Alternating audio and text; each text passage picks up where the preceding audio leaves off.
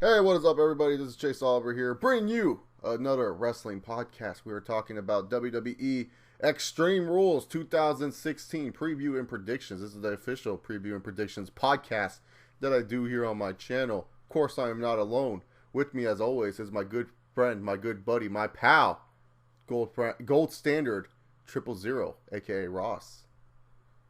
What's up, guys and gals?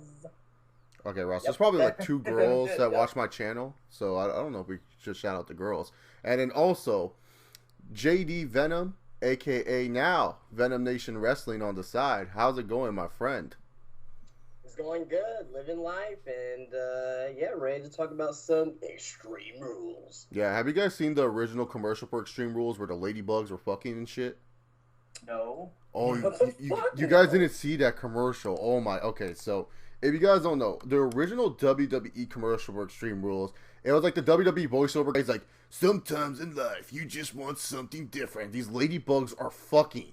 And then all of a sudden it goes to Extreme Rules stuff. So I'm going to go find this commercial for you guys, and then I'm going to post it in the Skype conversation we're in so you guys can freaking see it. I'll post it in the link down below as well for all you guys. But dude, this commercial is literally the most weirdest thing I've ever seen. Where is it? It's like, oh my god, it was just so ridiculous. Ladybug commercial. Where is this commercial? It's on YouTube right now? It should be on YouTube. I mean, it was the original commercial. I'm trying to. Well, how did you see it originally? Was it on Raw or something? No, it was on YouTube. It was on YouTube. I saw it on No DQ post. Oh, okay. I just didn't bookmark the post because I thought everyone saw this commercial, but I guess I'm the only motherfucker that saw this commercial. It was ladybugs. What the fuck? Yeah, dude, they were fucking each other, man. They were like It's amazing. they're having sex, and they were saying, "You just want some more action," and then later on they just went through Extreme Rules clips, like all this other stuff. I guess it's not on YouTube or something, but I'll show you guys this commercial. Oh, god damn, let me Google this. It may come up another time. I don't know. I know. I definitely got to find this commercial though. Yeah, this is like the most weirdest commercial I've ever seen for a like you're promoting wrestling. I get it. Extreme Rules is in the springtime and everything like that. But why are you showing ladybugs, man? That makes no sense.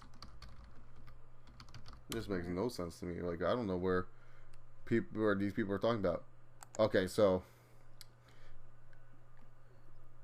I don't think I found the video, but I found a report from Up Rocks, and they pretty much I think they may have the video on there. So this is the part. Yeah, they removed the video. They put it to private, but yeah, you can just read that article, and then pretty much you can know that Extreme Rules' original commercial was ladybugs having sex. I didn't know they had sex. Yeah, they were having sex. I didn't know this either. Like, guess like What the fuck? Oh god, I see it. some WWE intern was like recording this or something. Maybe they were just outside Stanford, and they're like, "Oh, look at these ladybugs have sex." Yeah, they put the video on private. Mm-hmm. So, if you guys didn't see it, it was really weird. Yeah, I'm pretty sure one or two people have seen it out there. Yeah, exactly.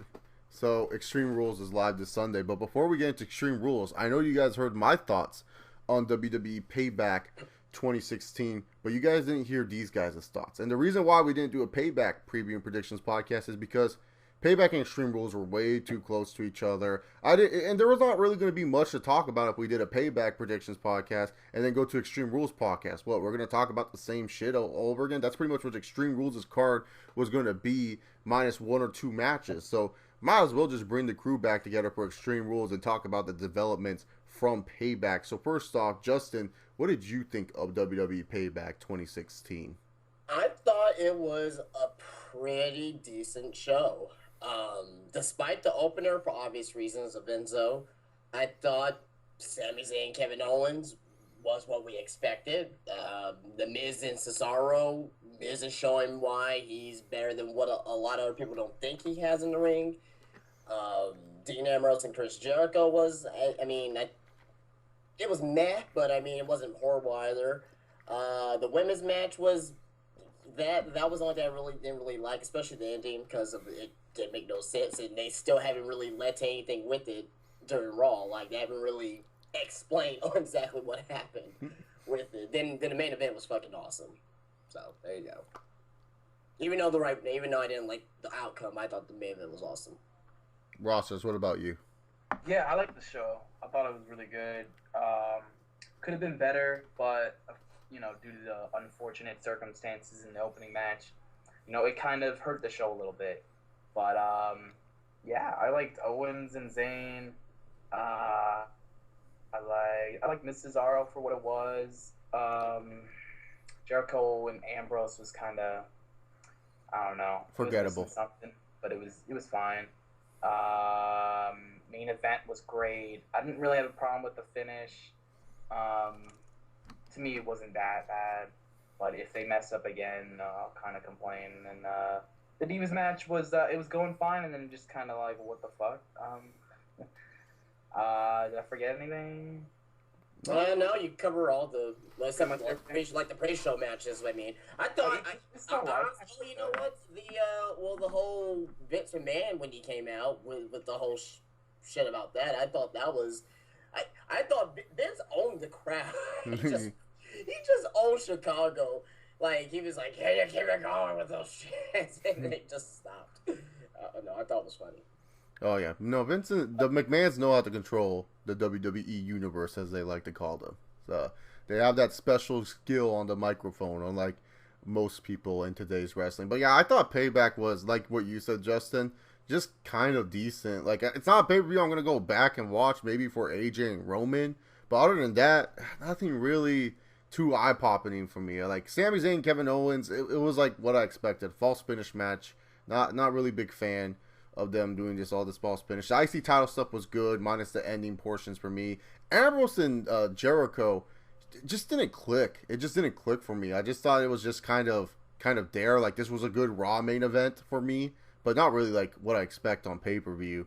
The women's title match, it's Charlotte and Natty. They can pretty much put on a good match, but the ending, that ending was just so stupid.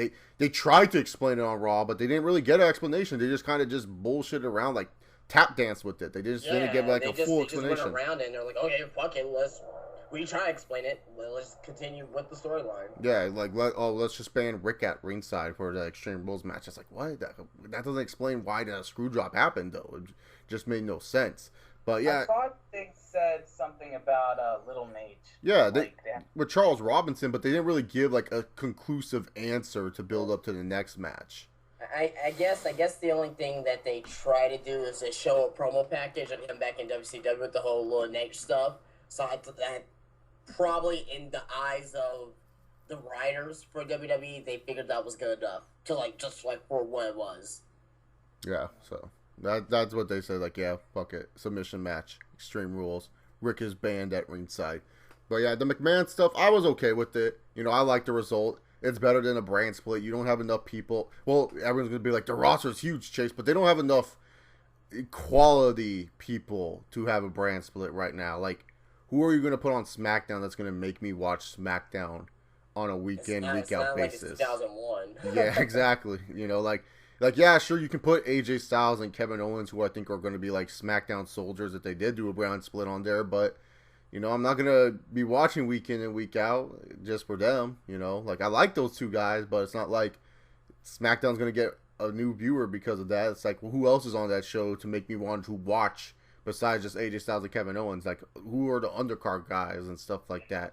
And even I feel like if they did a brand split now, we would get SmackDown of, similar to, 2010, 2011, kind of hit miss.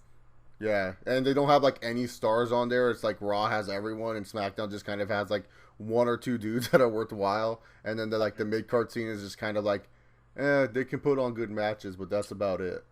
The only way that I think anybody like SmackDown would get a bigger viewer increase, and they're not gonna do this, but if they were to move the show to Tuesdays and be live, that's the only way they're gonna.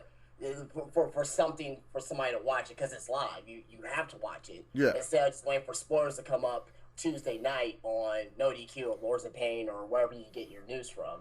You know what I mean? So. But even then, how many people are really tractioning spoilers for SmackDown nowadays? Because it's not like anything major or crucial really happens on SmackDown, because anything that happens on SmackDown, they kind of just replay on Raw a bunch of times, or that we get the same matches or the same segments on Raw. Like, I remember the Dudley Boys explained why they turned heel on SmackDown, and then they came on the following Raw and said the same shit.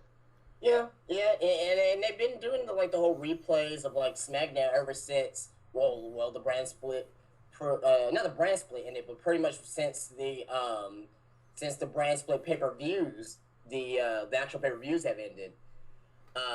They've been doing like SmackDown, like follow-ups on Raw. Like, so it was like 2009. When was the last brand split pay-per-view? I think it was 2008 was the last year that brand split was really.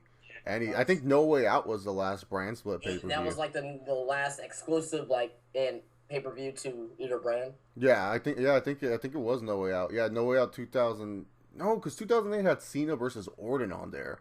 So when was the last one? It's not 2009, I don't think. But nevertheless, though, the point is that that will be the only main thing that they can do, because a lot of people say move up the guys like Finn Balor and Samoa Joe, and then you're really gonna fuck over NXT, because NXT is gonna be unwatchable at that point, and there's gonna be more complaints from people like us and and like other fans out there.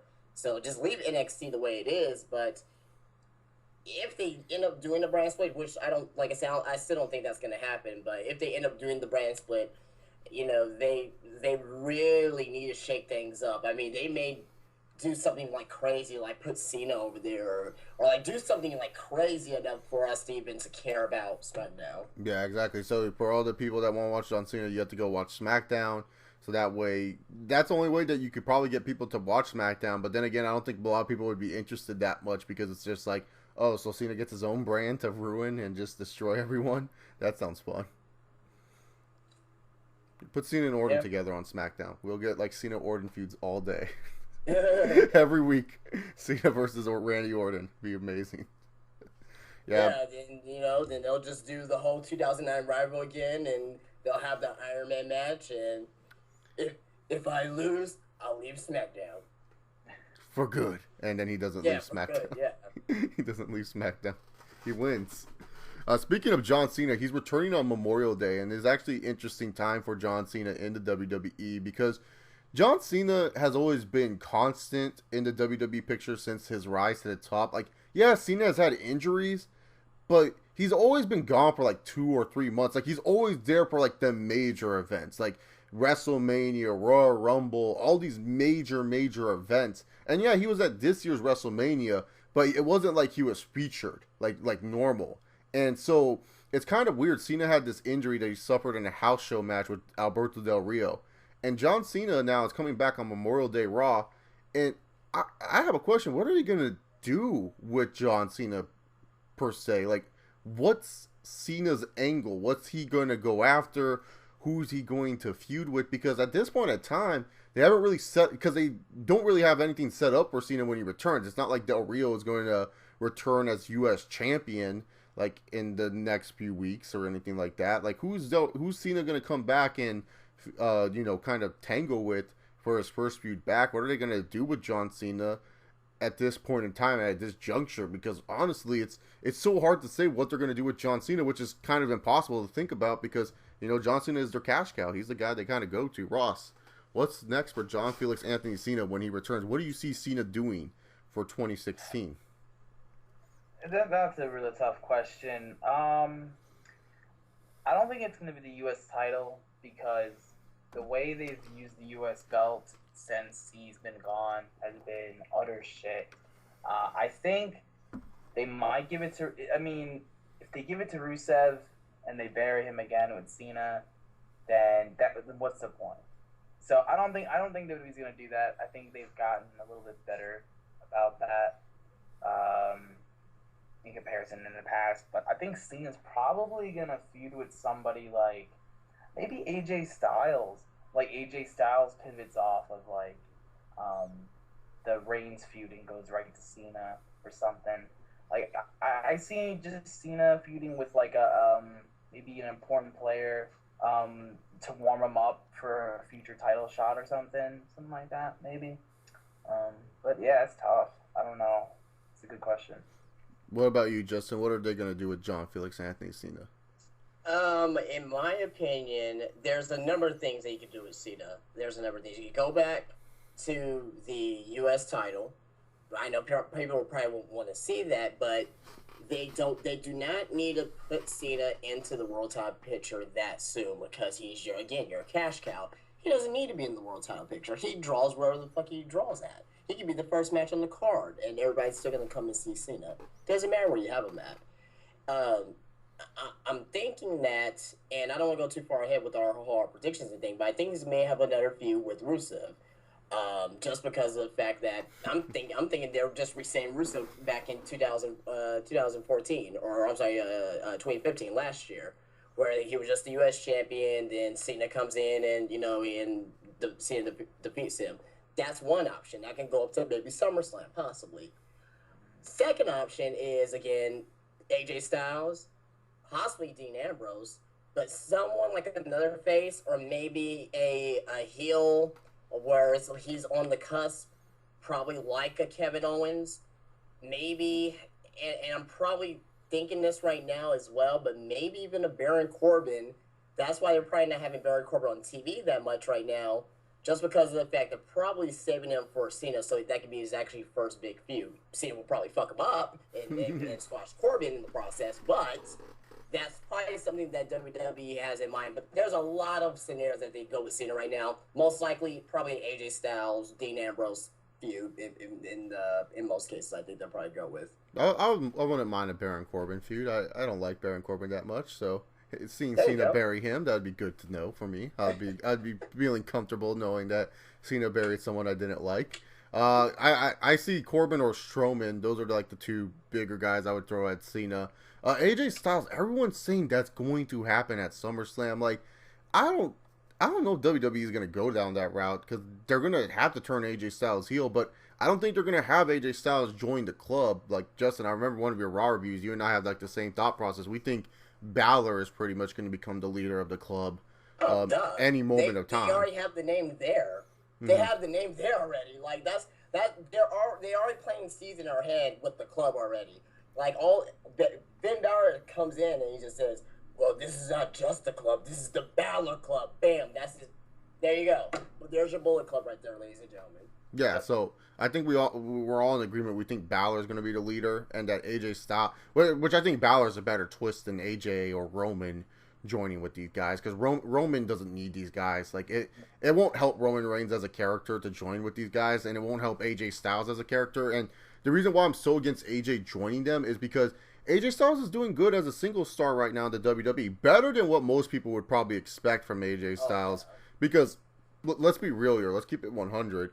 No one thought AJ Styles would be going for the title so soon in his WWE career. I mean, who had this put in their picture of 2016?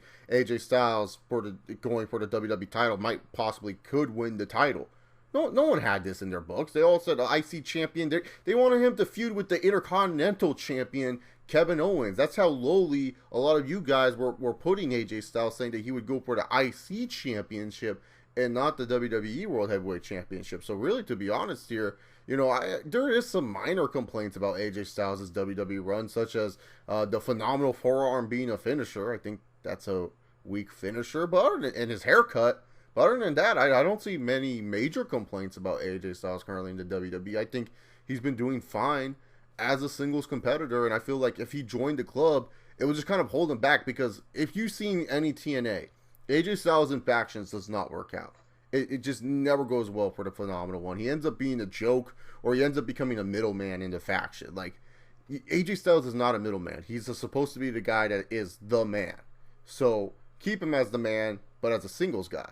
Don't make him into a faction or group. Have him feud with them afterwards, or have him be feuding with Balor, and then maybe Cena can question him at SummerSlam or something. I don't know. I don't know why I try to fancy book for WWE. They ain't gonna fucking do what I say. So no, I'm being dead serious. There's no point in saying what could happen. Let's just kind of wait and see at this point. But yeah, AJ Styles doing good as a singles guy, so I don't see why you should ruin it with having him join this group. Yeah, and AJ Styles, well, with the exception when Cena comes back, but AJ Styles is the second biggest face in WWE right now. Yeah. And Roman Reigns is, of course, number one, but Like AJ Styles, he has potential money. I mean, with merchandise. Like I see some Styles shirts in the crowd. They need to get it together with the gloves, though. If they can start selling those gloves, They like, sold out though. They have to no, make more. they do have the gloves already. Yeah, they sold out right away. Oh, see, there you go. Then he's making. If you can make money for the company merchandise, that's what WWE looks at first. Now they don't care if you're a good wrestler. They want to see if you're marketable. If you can make money for the company with the merchandise. If AJ Styles is doing that, hell, he deserves every single thing that he's going to get within. I'm actually very excited to see what they're going to be doing with them over the next year, and to see on where is he going to be at. If he is going to be a champion, the WWE World Heavyweight Champion sometime maybe this year. I don't care if it's a fucking week or 2 weeks. If he becomes WWE World Champion, he will defy all the odds, in my opinion. Coming from TNA, being like the Sting of TNA, coming in like that to win a title. Yeah, Ross, what are your thoughts so far on AJ Styles' run currently in the WWE? Because it's been a few months already. Like, do you think it has exceeded expectations? Yeah, by far. Definitely exceeded expectations. At this point in time, it's hard to say in retrospect, but I probably would have thought that AJ would be in that mid-card picture, going after the Intercontinental title, maybe in this four-way that we're having at Extreme Rules. Like, it just didn't seem like he was going to get a push right away. Like, I remember being at The Raw after WrestleMania 32, I thought AJ was probably not going to win the match. I was thinking more like Jericho. I thought, all right, Jericho just won at Mania. They'll give us a little Jericho Reigns feud for a month or two, and then move on to something else. Maybe like Rollins or something if he was able to come back in time. So yeah, I didn't expect Styles to win that at all. So he's by far exceeded expectations. It's just a matter of what Styles is going to do after this Reigns feud, because it's going to end soon. I don't see this going much longer. Well, I see him feuding with Balor, so at least he's still in the future. And that's where I see him. Okay with that. Because like he's still in a future feud, Like that's the one thing. You got to keep him important still. Yeah, that's the one thing that I like what WWE's doing about AJ Styles is that like one of my main things I said, if you're gonna sign AJ Styles and if you're gonna bump him to the main roster right away, you have to make him feel like a big deal. You have to make him feel like a star. Now, yes, I know everyone's gonna say, well, he's not really that big of a star, but in today's WWE, who really is considered a star? Like, let's just be real here. Like, if you're in the main event scene and if you're being featured well, you're considered a star in my book in today's WWE. Doesn't take that much. And really, to be honest, AJ Styles, WWE has been featuring him heavily on YouTube, on freaking merchandise, everything about AJ Styles right now. They're doing a good job making him feel different. Everyone's like, oh, but he's like every other vanilla midget. I don't see AJ Styles as every other vanilla midget. I see AJ Styles as a star for the company because the company and AJ Styles himself are presenting me that this guy can be a star for this company. Now, is he going to be the man of the company, the big time money drawer? No, but is he going to be a guy that like you can rely on in the main event scene, have a few world titles under his belt? Yeah, I see him as that type of person. That's not bad. Most people would kill to have a career like that, where they've had like just like 3 world title reigns, and if those title reigns meant anything or anything like that, like that's more important than just always just like, oh, if they win the title. Winning the title doesn't mean shit. It's what you did with the title. I mean, we've had guys like Jack Swagger win the title. So what? He's won the title. What has he done with it? Nothing. Think he could have a career similar to the path of the Big Show? AJ? Yeah, in terms of accomplishments. I think so, yeah. I think it's possible. I think so. Probably not as much as the Big Show, given, and the only reason I'm saying that's because of his age, and Big Show's been in WWE for almost 20 years. And now, also, Big Show has one thing too. He's like a legit giant, so like yeah, there's more to Big Show than there is to AJ Styles. Like everyone, I don't give a damn who you are. Not everybody knows AJ Styles, which is what it is with that. Like everyone knows the Big Show. They don't know him as the Giant. I still call him the Giant because that's what I know him as from WCW, because that's whatever. So I call him the Giant still. But they'll be like, oh man, that's Big Show. That's Big Show. He has that larger than life personality. AJ Styles, he doesn't have it yet, but that's what WWE's working towards to get him into that larger than life personality. Probably maybe in 2 or 3 years from now, if he's still with the company, maybe he's like world champion during that time. Maybe he'll be probably not the guy, but he's one of the upper guys that's known in WWE. Yeah, like the Ortons or the Jerichos of the world. Yeah, like those guys that are semi crossover, but not John Cena, not The Rock, not Steve Austin type of crossover, Yeah, but semi crossover. That's good enough. That's what WWE needs on the roster. More guys like that. Yeah. It helps out. It really does help out with the product and everything like that. But anyways, on to Extreme Rules. Our kickoff show is Dolph Ziggler versus Baron Corbin in a no DQ match. So since Ziggler won last pay-per-view, pretty sure Corbin's getting the win back. Easy to think about here.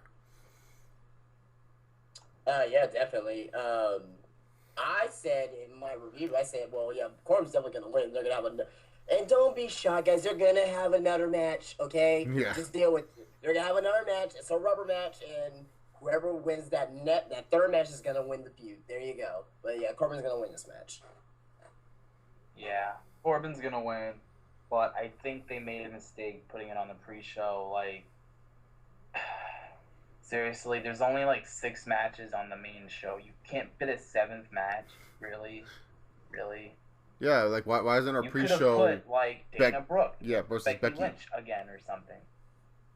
Yeah, exactly. I think it's the time constraints though. Oh, really. sorry. Yeah, my shit cut out. But you could have put like Dana Brooke against like Becky Lynch or something like that on the main card, or not the main card, pre-show kickoff. Yeah, kickoff show. Yeah, because like my only problem with this is that they haven't been featuring both guys well enough. Like you almost have to like go out of your way to like see what the storyline really is with these guys. It's like WWE, I get it, you want people to like be immersed with your product, but your product is not that immersive right now. Like no one's really that immersed into WWE like it used to be. You can't be like freaking sitting here saying, "Oh, I gotta go watch this YouTube interview with Dolph Ziggler." Like, no, I'm not gonna watch it. I don't care about this feud. I just feel they haven't been featuring Corbin or Ziggler well enough. Like, I'm not saying, oh, they need to have like a long segment or something. I'm just saying, like, just feature them. Just have them do shit at least every week on Raw. I don't even know what they were doing last week on Raw. Were they even on Raw? No, I think they just had. They were on Raw last week. No. Yeah. The only thing that was mentioned about them was the pre-show match. That was it. Yeah, that's no way to build up a storyline like this, I mean, and I made I made a little rant about last week about fucking Apollo Crews not being on Raw last week, and he wasn't on Raw this week. But I was much happier this week because they at least gave him a promo package. If you're not gonna have him wrestle, show him at least. All they did was they took 20 seconds. They show Apollo Crews, show like, hey, he's gonna be a big time, blah blah blah. That's all you need. With Dolph Ziggler and Baron Corbin, show a little bit of the feud, about 20 and 30 sequence. You can easily put anywhere on the show, and that's all you need. If you're not gonna if you have time to show 3-minute video package for Golden Truth, you have time to do something for Ziggler. Exactly. And that's my exact point right there. What they could have done is they could have done a little bit of a package, about 30 seconds to a minute, showing their feud and say, oh, Dolph Ziggler and Baron Corbin is going to kick off our pre-show for Extreme Rules. Bam, there you go. Yeah. You know what I mean? I won't say it gives more intrigue to the match or anything of that nature, but if you make it a big deal or semi a big deal or make it somewhat important, people would take it more importance to it. They probably say, oh man, this may be a big match. This may be a brawl. I mean, this deserves to be a disqualification match. Yeah, and I think some fans don't understand when I rant or rave about things is that when it comes to WWE, yes, they want to keep us who are watching still watching the product, but all three of us can agree here. WWE has done stuff to piss us off, and we're still freaking watching. We've been talking on Skype since 2011. We've been friends that talk about wrestling for 5 flipping years. So obviously we're still attached. It doesn't matter what they've done. Justin's been watching wrestling since what? 1993. Justin, you started watching wrestling? 92. Royal Rumble 92 was my first thing. Anything of WWF. Yeah, Ross, you've been watching since what? 98? No. My first memories are 95. Oh God! I always say 95. I always say 1995 because I remember the Waylon Mercy promos very vividly. And those were 95, so, yep. Yeah, so, yes, for me, I remember first watching 1998, 2000s when I got hooked more into wrestling. So, I'm already hooked. The thing that WWE needs to do, and what people don't understand is this. I get it. You guys want them to please to you, but you gotta understand, WWE is also trying to please to those who don't watch wrestling already, and trying to get those people to become like us, people who are entranced and watch the product on a week in and week out basis. Even if we don't like it, or even if we think it sucks, we still watch it. There's been times where we probably want to give up on it. We've taken our breaks or so. We're just like, we're taking a break from wrestling, but we still watch it. I go to live events. Ross goes to live events. Heck, he just went to WrestleMania. Justin goes to live events. And we go to our own little, maybe independent shows, you know. It just, that's what WWE's goal is. And if you're trying to sell someone, like, hey, you got to watch this pre-show, maybe it'll get you excited for Extreme Rules. How's anyone going to be excited for Baron Corbin versus Dolph Ziggler? Like, yeah, these are two pretty decent looking guys, but how is anyone literally going to sit there and want to watch this match just because it's no DQ and it could be good? Like, yeah, it can be no DQ, but yeah, Justin and I, we can go freaking fight with steel chairs and it could be good too. Just because we hit each other with a bunch of weapons doesn't mean it's going to be good. It'll hurt a lot. Yeah, it'll hurt, but it won't be good. You have to give people a reason to care. Mm-hmm. Like, you could have Chavo Guerrero against Juventud Guerrera. Good match, probably, but if you don't give anyone reason to care, why are you doing it? Yeah, and that's what I feel like the problem is with today's WWE is that they're not doing a good enough job to get people who don't watch wrestling, who don't understand wrestling, to get invested and involved with the product. That's why when people talk about, oh, they need better match quality, I say, like, some fans don't get match quality right away. That, like, breaking down what's a good match in wrestling is really, really hard for some people. And some fans, when they first start and they see all this action going in, it kind of suffocates them. So that's why it's definitely not match quality at all. Yeah, it's because you look at the Attitude Era. As much as we love the Attitude Era, oh, let's go back to the Attitude Era. The Attitude Era was so good. The matches in the Attitude Era were, like, the match quality were pretty shit. A lot of them were pretty shit. You know, a lot was just, fucking chairs, and it was like an ECW match. You know what I mean? ECW match back in the day. Just the actual wrestling nowadays, far better than what was back in the Attitude Era. Period. Oh, yeah. Mm-hmm. But So, I mean, it's not always about quality at the end of the day. It's about the storylines. It's about the intriguement. It's about, the build-up. Yeah, exactly. The actual matches. Well, like, when we were kids, did we really care if they did a bunch of flips and counters and all that? Not really. We cared about it depends. I'm a backtrack on that. It depends. For me, if I was watching WCW and I was watching Rey Mysterio back in WCW, yeah, I want to see WCW do a fucking Hurricane Rana. But I understand what you're saying when it comes to the main events. But it comes to certain talent. It becomes to certain talents. Like when I watch like with Goldberg and fucking versus Kevin Nash. Well, of course I don't want to see no fucking flips. I want to see somebody get fucking speared and jackhammered. Yeah. Yeah, like for me, like whenever I watch a Benoit match, I wanted to see a technical masterpiece. I wasn't looking for some brawling type of match. Like that's not Benoit's style per se. That's just him. Like, he's just a technical master. So that's what I paid to watch when it comes to Benoit. That's the thing. Like some of these guys are missing this just kind of like an identity of what they are as a wrestler. And it kind of hurts the product as a whole when you don't know the exact identity of what this guy actually does in the ring. Like just because they can do all this cool stuff, sweet. It's awesome seeing Kevin Owens being fat and doing moonsaults and shit. But why is he doing them? What makes this prize fighter do this? And speaking of the prize fighter, we'll get into the Fatal 4-Way Intercontinental title match at kickoff. I'm pretty sure this won't open the show, but it could open the show. It seems like their favorite opener. We have the reigning champion Miz defending against Kevin Owens, Cesaro, and Sami Zayn. They're just pretty much mushing these two feuds together. I just gotta say this about the Kevin Owens and Sami Zayn feud. This needs to end now. I'm sorry. I get it. Everyone likes it. But if I'm told as a wrestling fan, stop living in the past, maybe you guys should stop living in the past when it comes to Kevin Owens and Sami Zayn, man. Because I really don't think this feud benefits either man.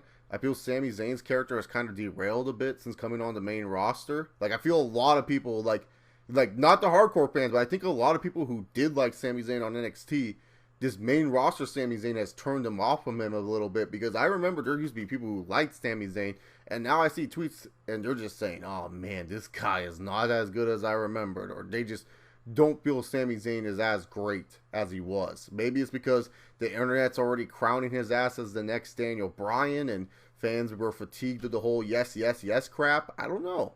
But they need to get away from this feud so that way these guys can develop on their own. But for the Fatal 4-Way itself, I expect this to be a good match. I mean, you have these 4 guys in the ring. It's going to be a good match. There's going to be a lot of crazy false finishes, crazy moves.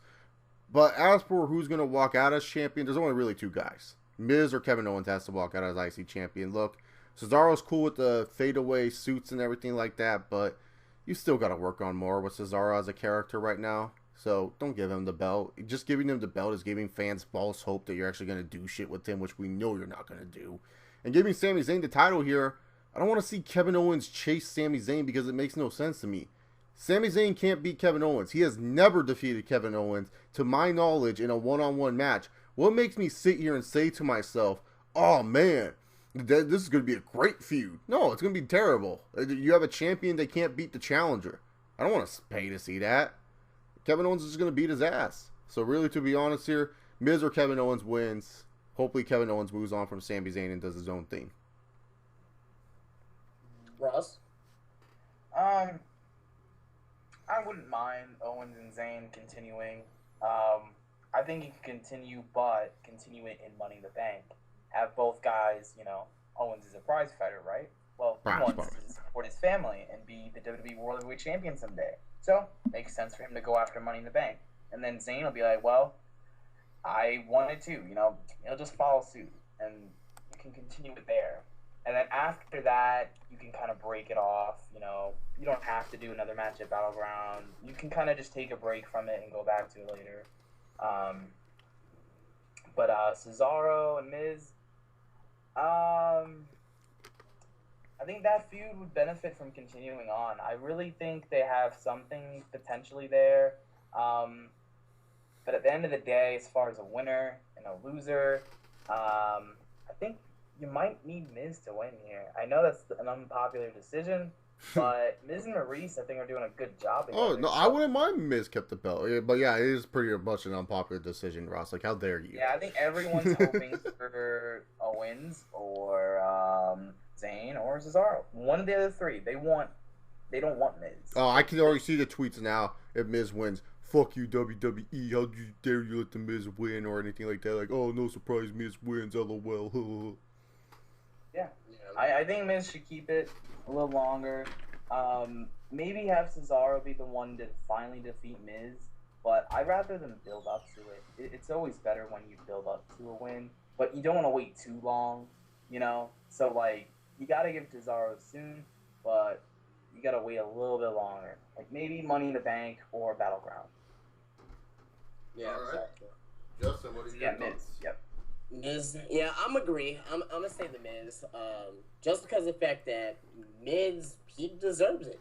He deserves this position where he's at right now. I mean, we're talking about fucking former, WWE champion that beat Cena in the main event of WrestleMania. I think he deserves a little bit of a, I think he deserves a little bit of a reign as Intercontinental Champion. Mm-hmm. But the whole Sami Zayn, Kevin Owens thing right now, I believe it's gonna continue through Money in the Bank. And a lot of people who could be already trying to get Sami Zayn, if you're listening to this right now, I want you to do me a huge favor. Just do me a huge favor. Try to stay off social media, people who influence you to like certain things. Do it for about a month. Just 1 month. You know what I mean? I'm not saying, shut down your fucking Twitter and Facebook, but I'm saying stay away from, the posts oh, Sami Zayn sucks. Because you're gonna get into that negative tone, oh, man, maybe this guy does suck, or he does know me a little bit. I've done that, and food tastes better.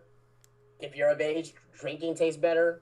If you're of age, sex is better from a result of this. So, just try doing it, see if it works, and see if you like wrestling in the product a little bit better because of that. Because I think we not depend too much on wrestling websites like No DQ and Lords of Pain, but we're very much so influenced by that. So try to get away from those sites. Try to get away from those Twitter handles and those followers and things of that nature, and become more independent and have your own mindsets and certain things. So. I just don't like Sami Zayn. He just annoys me too much. Like his NXT character was bearable for me because I could get behind that, but his main roster character, there's just nothing. I don't care what this guy can do in the ring. Like it's the same character though. Yeah. He hasn't done nothing different on the main roster. He's more of an underdog though. Like WWE paints him too much of an underdog. Yeah, okay. Well, I get that, and I understand that, but that's not really his fault. No, it's not his fault. I just don't like what I'm seeing right now. Yeah, I mean that's like when fucking WWE paints Sting as the vigilante. Well, okay, we know Sting. Okay, yeah. Technically he may be a vigilante, but like we don't see him as that. We just see him a fucking cool guy that wears crow face paint. He'll come to his own. I mean, right now he's in the early stages of his run. I mean, he's been on the main roster for like 2 months, 3 months now. I mean, he's still going to be in development. I mean, see what Sami Zayn is a year from now. Okay, maybe if he's like the same shit a year from now, okay, then we got something to complain about. But right now, month 3, I mean, I just have a little bit of a sample size on what he actually is going to be on the main roster. Yeah, I'm just not huge on Sami. I think it's more of the wrestling fans that tell me that he is a main eventer, and I just say to myself like, stop it. I don't want to hear that right now. Like, main eventers to me right now are like Reigns, guys like Ambrose, guys like Rollins, Kevin Owens to some degree. Like, Sami Zayn doesn't scream main eventer to me right away. And the problem is that everyone's hoping. But here's the thing, though. You can't win. No one can win with this. If Sami Zayn gets pushed to the world title, well, that was quick. That was too fast. There's always going to be someone complaining about something. So... Guys like AJ Styles is fine because they built him as a main eventer already, and we already know his accolades in TNA, in New Japan. He was a fucking champion. In Sami both companies. Zayn, but he didn't really do. I mean, he wasn't a champion in ROH. I remember being any type of champion in ROH. I don't know if he won the tag team titles of anything. I think he was champions with Sting, right? Maybe and maybe a TV champion. Maybe so yeah, it wasn't like he was a world champion or anything of that nature. They had him come in from El Generico to Sami Zayn. He won the NXT title. Now, the guys that had won the NXT title that came onto the main roster, Neville, who's injured, and quite honestly, they haven't really been doing much with Neville. Hasn't really had a shot at anything, Neville. Sami Zayn, which he's in his early stages, and you have Bo Dallas. Not doing really anything. You know what I mean? Like Bo Dallas, Big E, he's in a great position right now, but Big E, Seth Rollins. Yeah, before Big E was with the whole New Day, he wasn't really doing shit. The only person that really had benefited was Seth Rollins from the get-go, since the Shield. And that was because they came in with that great idea of the Shield. So, give Sami Zayn some time. When Seth Rollins comes back, guys, y'all gonna be very pissed off because Sami Zayn is gonna be lost in the shuffle. And to add to the NXT, let's look at the Divas Revolution. At first, they pretty much failed, but you look at all of them now. I mean, Becky Lynch is kind of where you thought she would be. She's like kind of like she'll fill in. I've said this before. She's Paige 2.0. She is just there for the British tours. And then Sasha Banks, she's just kind of on the back burner. Dude, I don't know what the fuck they're doing with Sasha Banks. That just makes no sense. They're saving. I said this already. They're saving Sasha to fucking SummerSlam. She's gonna win the title at SummerSlam. So they do this. So you don't think Natty's gonna? No. Triple H is not gonna put over Natalya. What are you talking about? No. And then Charlotte's on fire right now. You mean Triple H? We'll get into that in a moment, Will, so we can. But you were saying, Ross? Yeah. No, I was just saying, like, it took a while for all three of them to kind of find their role. Because they didn't get it right away. Well, I mean, it's easier for the women rather than the dudes because, like, the women to men ratio is so expensive. Like we know that Sasha's gonna be a star. It's just there. You know what I mean? They just don't want to rush her because I think that a lot of people say, we want Sasha. It's just going to be like, it's going to be like for anybody. when you're gonna have the top as a top face in your division, man or woman, there's gonna be some resentment. I'm tired of seeing Sasha Banks every week. She does the same shit. Oh yeah. Yeah, I mean, it's gonna happen. So I think WWE is being smart with it right now and just saying like, okay, well, we're gonna have Charlotte as the heel, as the main heel because she's the player. You know what I mean? And once you get Sasha up to that point to beat Charlotte, Sasha will be running with the town for a little while. Then they can get throwing Becky Lynch in there. Then they can throw other women's wrestlers in there. But they don't need to have Sasha's champion right now. That's why I was even not happy, but I kind of understood why she didn't win the title at WrestleMania 32. Because it would have been a little bit, not in my opinion, a rush, but I think they wanted to savor it, to have it. Yeah, Russ? And I think whether it's intentional or not, the fact that the fans are chanting, "We want Sasha," disrespectful to the women in the ring or not, it's smart because it's saying, like, the fans still crave Sasha Banks, and then when you finally put her back on TV, everyone's going to lose their shit, you know? Yeah. Yeah, that's true, too, but not the same fans, but, I mean, they go to different cities every week, but the same type of crowds that say, "We want Sasha," I remember when she was wrestling the match, when she was in the ring wrestling, crowd chanting boring. Yeah, exactly. Exactly. It's like, what the fuck do you want? It's like, you just can't win. Yeah, you can't win with the WWE crowd. Speaking of can't win, Natalya will not win the women's championship at Extreme Rules. Triple H will bury her again. It's going to be great. Finger eights all day. Maybe a pedigree from her. Who knows? So yeah, Triple H retaining the women's championship. No, Charlotte's reign is so reminding me of like heel 2003 Triple H, where it's like reign of terror. It's like the game. It's like I'm loving it because I wanted that from Triple H this year. Sadly, I can't get it from the real Triple H, so fake Triple H has to give it to me. I like Charlotte. The only thing I don't like about her is her fucking acting. She needs to get if she could just take some time out of her busy schedule and maybe find acting classes or microphone classes, she'd be gold. But it's like people think I hate Charlotte. I don't hate her. I just don't like her on the microphone. There's a difference there. She's fine. Everything about her is fine. The one thing that she's lacking is good mic presence. Like, she sounds like she's gonna cry or break down every promo, and I know she's supposed to be a heel, she's supposed to do that, but it's just like, I don't know, I just can't get behind it too much. But I like her. It's Reign of Terror, love it. Hope she just keeps burying all these women, and I hope she never loses it at this point in time. Maybe to Sasha, sure, but I do like Charlotte. I think she's fine for the women's division. I don't feel like Natalya needs to, if she gets the belt, it's more out of pity than anything else. It's like more out of pity. It's like, just like, oh, here's the women's title, Natty. Thanks for being a good locker room leader all these years. It's like, she's doing better by letting Charlotte win this match than having like Natalya win this match. Like, what do you get in the long run of Natalya? Nothing. You get like a short title reign and that's it. She's just gonna lose it back to Charlotte anyways. Might as well just keep Charlotte as champ. Just see where you go with it. I think she's doing fine as champion. You know, it's not the most entertaining or interesting stuff on TV, but I think she's doing fine as champion. There's nothing wrong with her as the women's champion right now. Like, it was ridiculous when I saw people tweet out after she won at Mania. They were like, "Oh, the wrong woman won this match." What the fuck are you talking about? Charlotte or Sasha are the only two that should have won that women's triple threat. Becky Lynch, if she would have won, that's the wrong woman right there. What the fuck is Becky Lynch to this company? Like I said, she's Paige 2.0.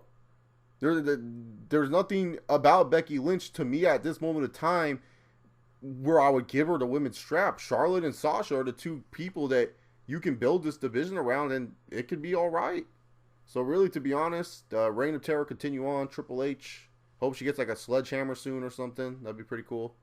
But yeah, Triple H for the win.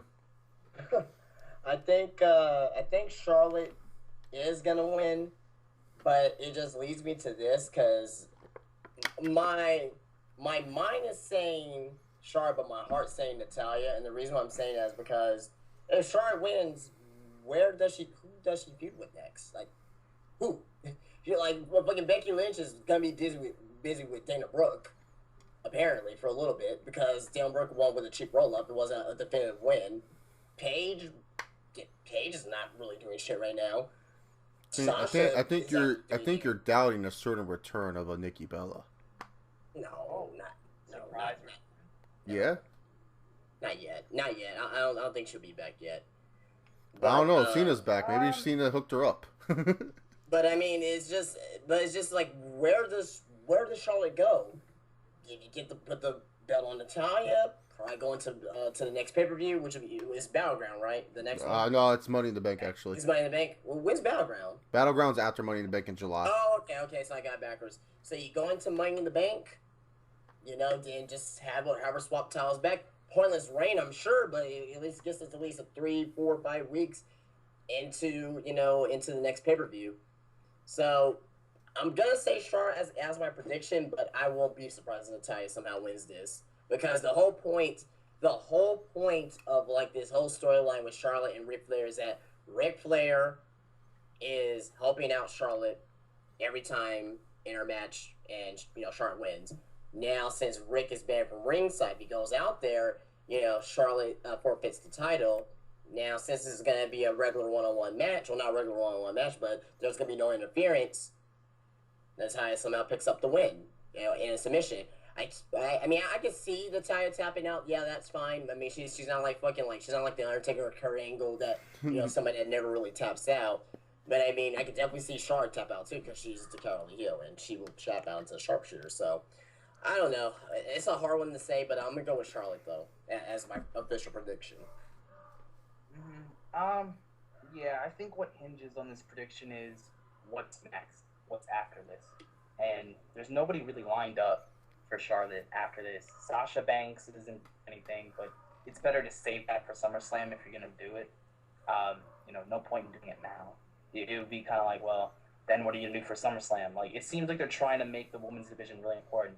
They've had the main event a Raw with the segment two times in like 6 months with the Paige and Charlotte, and now Charlotte and Natalya. So it seems like they're really trying to make them feel important. So save Sasha and Charlotte for SummerSlam. Don't do it at Battleground. But I remember at a time when they did Paige and AJ at Battleground. Oh my God, you couldn't have waited one more month for that shit. But of course I digress. Of course not. But yeah, I think I'm gonna have to pick Natalya just based off the fact there's nobody else there. There's people there. I think you guys are. Give Alicia Fox a title shot. What about everyone's favorite hugger, Bayley? She could come up. I don't think she's come up yet. Bayley the Hippo. No, I don't think she'll be there yet. If anything, Bayley be after SummerSlam if anything. Yeah. Or maybe they just say fuck it and put Asuka up there for no fucking reason. This is WWE. Asuka. That's how it's pronounced. Asuka. Oh, it's pronounced Asuka. That's how Rich Brennan, the NXT commentator. Oh, Rich. Okay. Asuka. It's the official pronouncing. If he's saying it's Asuka, it's Asuka. All right, Asuka.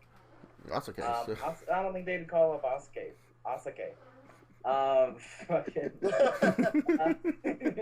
Fuck you, Rich Brennan. You suck. I think what they're gonna do here is, I think Natalya's gonna make Charlotte tap, and then at Money in the Bank, I don't know if there'll be a stipulation. Maybe. Everyone's thinking that they want to take the Divas Revolution seriously. They should have a Divas Money in the Bank, but I just think that's a train wreck waiting to happen. God, no. Don't do that. Do not do that. No. That leads me to this though. Would you ever? This is a very far-fetched question. I don't think it's as stupid as I think it's gonna sound. But would you ever think that we will ever see a main event, if it's built right, the story's there, for the women's title in a pay-per-view? Do you think that would ever happen? I think on a C-level show, like not like Night of Champions. WrestleMania. Oh no, but that's the only time I could see it happening, if it's like a C-level show. Like Battleground, for example. Yeah, like a Battleground. Yeah, like Battleground. Yeah, it's like Bayley versus in 2018 versus Nancy Johnson or some shit, some other bitch that comes in. Yeah, like I can see versus Aaliyah. Yeah, like just like Chick some kick. random bitch that comes in. But yeah, like, I mean, do you think that's a possibility? Yeah, I think it's a possibility, especially because like there's always those pay-per-views where WWE doesn't like to defend their champion because they just want to like because it gives fans a break from a WWE title match, and it also gives like a way to reset the championship feud. So like you could have it where it's just like Roman Reigns or whoever the champion is teaming up against get this guy, and they're facing this team of number one contenders or something like that. You could do that, or have it where it's a 6-man tag, or like Reigns is hurt so he can't wrestle, so they're going to have a fatal 4-way. So like, yeah, if a show desperately needs a main event, you could definitely go down that route. I don't think it's highly unlikely unless like you have like a match on that card that should be main eventing over anything else. But yeah, the women's title match could definitely main event. I think they need to go down that route, especially if they want people to kind of take it seriously. Because, like, the UFC, I know WWE and UFC are not really that comparable. UFC's kind of has, like, the fighting and the divisions and stuff like that. But, they're headliners, like Ronda Rousey, for example. She makes big bucks main eventing.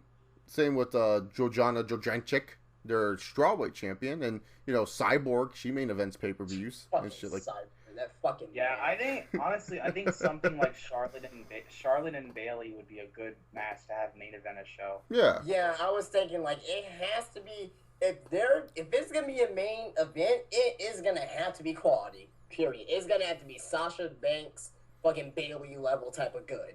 You know what I mean? For them to trust them in the main event.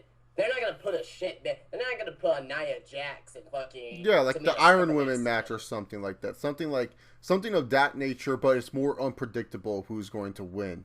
That would be a good main event because it's just like I said, because like every pay-per-view, if you have the champion defends, it kind of gets fatiguing on the fans. It's always nice when the champion can kind of take a break, especially if he has really no contenders lined up. They can just go into some tag team match, and you can kind of set up where the partner betrays him, or they work together, like kind of like Guerrero and Batista type of deal. So, if I was booking it, and if I ever, because you never know what the fuck happens, right? If I ever become some type of writer in WWE, and I'm in charge of this shit, like a few years from now, I'll book a 3 Stages of Hell.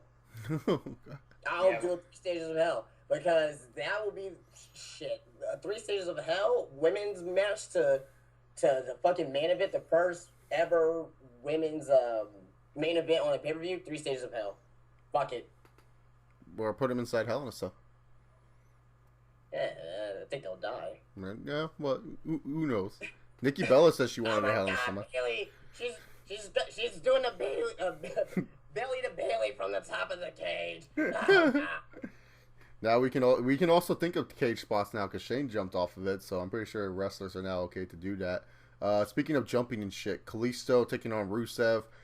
My only complaint about Kalisto right now is that, like, dude, he's your champion. Stop presenting him as some little underdog. This guy has beaten bigger guys. We've seen it before. I know this is going to be a fine matchup, probably sleeper match of the night for sure. These two guys are good workers, but it's like the way you present Kalisto is just so bad. I don't know if the little guy is going to pull this one out. I think Rusev goes back to 2015, like you said, Justin, circa 2015, hits the reset button. On a reset. Yeah, he's Rusev. On a complete reset right now. Yeah, Rusev Mashka, which is fine. I like Rusev. He's good. Yeah, I gotta pick Rusev. The Kalisto experiment has failed. Not because of Kalisto, it's because of WWE. Yeah, they just presented him like shit on the pre-show, and they don't make him seem important. They don't really give him anything to work with, so it's not his fault whatsoever. And it's sad. I wanted the Kalisto run to work out, but it's time to pull the plug. It's time to give masturbating celebration Rusev the U.S. championship. Celebration, yes. Yeah, Rusev, man. Give him the belt back and start. Hey, did you guys see that? I think Rusev can be a really good monster heel, kind of like Umaga was before they fucked him up at the end. Yeah, but did you guys see Rusev's interview with Michael Cole? On like the one-on-one interview. Yeah, with him and Lana, they talked about how they have cameras in the house, and Rusev's all like, "That's not all I film inside that house." If you get what I'm saying. Yeah. Saying that him and Lana film sex tapes. That's a fucking G Rusev is, man. But Yeah, Justin, your thoughts. Oh yeah, I'm going to Rusev. And again, like back to the whole Callisto thing, it's pretty sad because I mean you got to treat this guy as your next Rey Mysterio. Yeah. You know, the mass, like superhero type of wrestler that the kids will love. I mean, I don't even think they really sell much any Callisto mask or anything like that to the fans, and that just shows right there that they are not really invested in the Callisto. I don't know what it is. I don't know what it is because I honestly think that Callisto. I mean, you can't really compare wrestling-wise to Rey Mysterio. You can, but you can't. Because, I mean, it's two different eras. Even though they're still both fucking amazing and spectacular. But, I mean, mic-wise, I think Callisto's a far better mic worker than Rey Mysterio. Oh, Rey Mysterio sucks on the mic. Yeah. Rey Mysterio, he just sounds so awkward on the microphone. At least Callisto, he at least tries to attempt to show some personality when he's on the mic. So you have that, and you're not using him. But the thing is, he's still early in his WWE run. I mean, was he still like in his early 20s, mid 20s? Yeah. So I mean, it's been a year since he's been on the roster. Yeah, so he's gonna be there for a number of years. I mean, Rey Mysterio from 2000 to 2002 to 2003. He wasn't really doing much of anything, but he was involved in the cruiserweight division at the time on SmackDown. Rey Mysterio didn't really get his really big push until 2006 when he won the world title. So hashtag rest in peace Eddie for Eddie. Yeah, he did for Eddie. Yeah, we know it. But just right now, I mean, Callisto, he's still early in his WWE run. Same company. Yeah, same thing. But I mean, just give us some time. I mean, it's guys like this. He's gonna be around. Period. I mean, they're not gonna release a masked superstar like fucking Callisto. Oh no. Yeah, they're not gonna release a guy like that. So he's gonna be around for years to come. If he loses the United States title, sure, he may be put on the bottom, but there's always gonna be that one time where they're gonna need a Callisto versus Big Show match or a Callisto versus Kane match, and that's where he's gonna make his money. Yeah, I think the problem is WWE kind of trotted him out there and saying like, "Hey, where's a mask? He's gonna be like Ray," but it's like. No, the thing what made Ray work is like you said, Justin. Like he had his own division to kind of dominate and make him look bigger than he is. But also, like when Ray first debuted, it wasn't like he wasn't like not on every SmackDown. Like he was on every week. Like he was wrestling pay-per-view matches and stuff like that. Like Callisto's not going to get over if he's wrestling on the pre-show. Like like if you're not featuring this guy well enough, how is this guy going to get over and create his own identity than being a quote-unquote wannabe Rey Mysterio? Like, you can't just ride on the fact that this guy wears a mask and it's going to work. Like, you actually have to put some effort into Callisto and see what he can actually do. And I just feel like they just felt like, oh, let's just try him out there and see what happens. And it's just not working. But I'm pretty sure this is a big thing for Callisto. I mean, who would have thunk the little guy would have become U.S. champion? I mean, like twice. Twice. I mean, he had a little good rub going for him after TLC. Because that's always what happens is like when you get into those ladder matches, and that's why it's so sad Neville got injured when he did. When you get in those ladder matches, man, and you just do one spot that everyone will talk about and just kind of like remember and stuff like that, that helps you big time. That just helps you. I agree with that 100% because I'm just randomly thinking about what you said right there. WrestleMania 26, Evan Moore does, Airborne. Then he had a good. He was one of the guys that could have won fucking Money in the Bank in 2010, but the Miz won it. You know what I mean? I'm pretty sure in those booking meetings it was three guys. It was Orton, it was Evan Bourne, it was the Miz, and they picked the Miz to win the Money in the Bank. So I agree with that definitely. He had a nice little run during the summer of 2010. Yeah, just that ladder match because then like creative not only creative remembers who you are. It's also like Vince will sit there and be like, wow, the crowd's really behind this guy. Like, because when Callisto did the Selena Del Sol, remember afterwards his reaction on Raw, it was like a huge reaction. Everyone was like getting behind the Lucha Dragons. It was because, man, Callisto did a freaking cool spot. Like, that's what helps him out. Like, that's what helped the Hardys. That's what helped the Dudleys. That's what helped ENC throughout the careers. Just performing well in a clusterfuck match like that. If you can stand out and not win, that helps you out so much in your career. It's ridiculous. And Callisto, look at Kofi or Shelton Benjamin. Yeah, the Shelton Benjamin, Money in the Banks. Everyone wanted him to win a world title after he ran up the ladder and clothesline Chris Jericho. Everyone was like all down with Shelton Benjamin. They were like, he's awesome. Like they help. And the thing was, they never capitalized off that. Like, yeah, had the short feud with Del Rio, but it was just kind of like afterwards they just didn't do anything. It was like he had some momentum behind him, and it's just like they just dropped it. That's why. But you know what's so fucked up? The What? U.S. title, like the quality of it, just went downhill. You had John Cena to Del Rio. Del Rio, who beat John Cena, who was fucking owning that title. Del Rio had it wasn't bad, but it was okay reign. Then now you got Callisto, which looked good at first for a little bit, then it just tapered off so quickly. So just amazing in a year's time frame that you go from the U.S. Open Challenge every Monday on Raw having fucking match of the year candidates every fucking Monday to not even really being seen on Raw and getting fucking your ass kicked by Del Rio. Yeah, I know. You know what I mean? Yeah, that's not good. And the thing was too, I always told people like, you know, with Cena's U.S. title run, like for all the people that like shitted it on Cena's world title runs or anything like that, he was doing the same shit just in the mid card. That's the only reason why you guys were more tolerable to it. That's the only reason why you weren't bitching and complaining much of Cena winning these mid card matches, because they're mid card matches. They weren't main event matches. He's been doing this shit for years. I don't know what made you guys all of a sudden realize that Cena could actually wrestle or do. And I'm not the biggest John Cena fan in the world. I don't mind Cena. I'm kind of numb to him at this point. But it's just like when people are out there and telling me that like, oh man, Cena's U.S. title run's so great, I sit there and I say to myself, it's the same as his world title run, except he's doing it in the mid card. He's been doing this shit for 10 years. Now you guys realize he can actually wrestle or do all this other stuff? Like, what took you so long? What it took was the match quality every week. Oh, Sami Zayn, Kevin Owens, Cesaro. No, but he's been having these type of matches in the main event for years. It's like, that's what I don't get. Like, I just think it's because it was in the mid card and Cena wasn't being focused as the man. It was someone like Seth Rollins, that it was just like more like easy for the fans to accept and digest, because it was like, oh, well, at least Cena's not in the main event scene. That's what I think. I think people just were okay with it.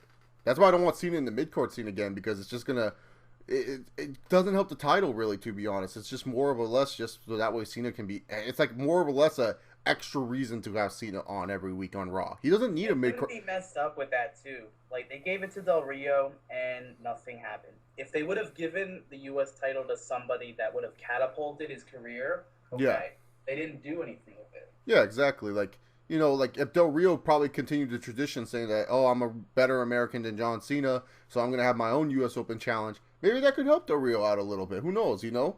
Like, that could definitely boost up a little bit. But the thing was, they never really continued or capitalized. That's why I don't want Cena to touch another mid-card belt, because, one, he don't need no mid-card belt. Like, just feuding with John Cena is feuding with John Cena. That's good enough as it is. You're going to make the same amount of money whether he's champion or not, you know?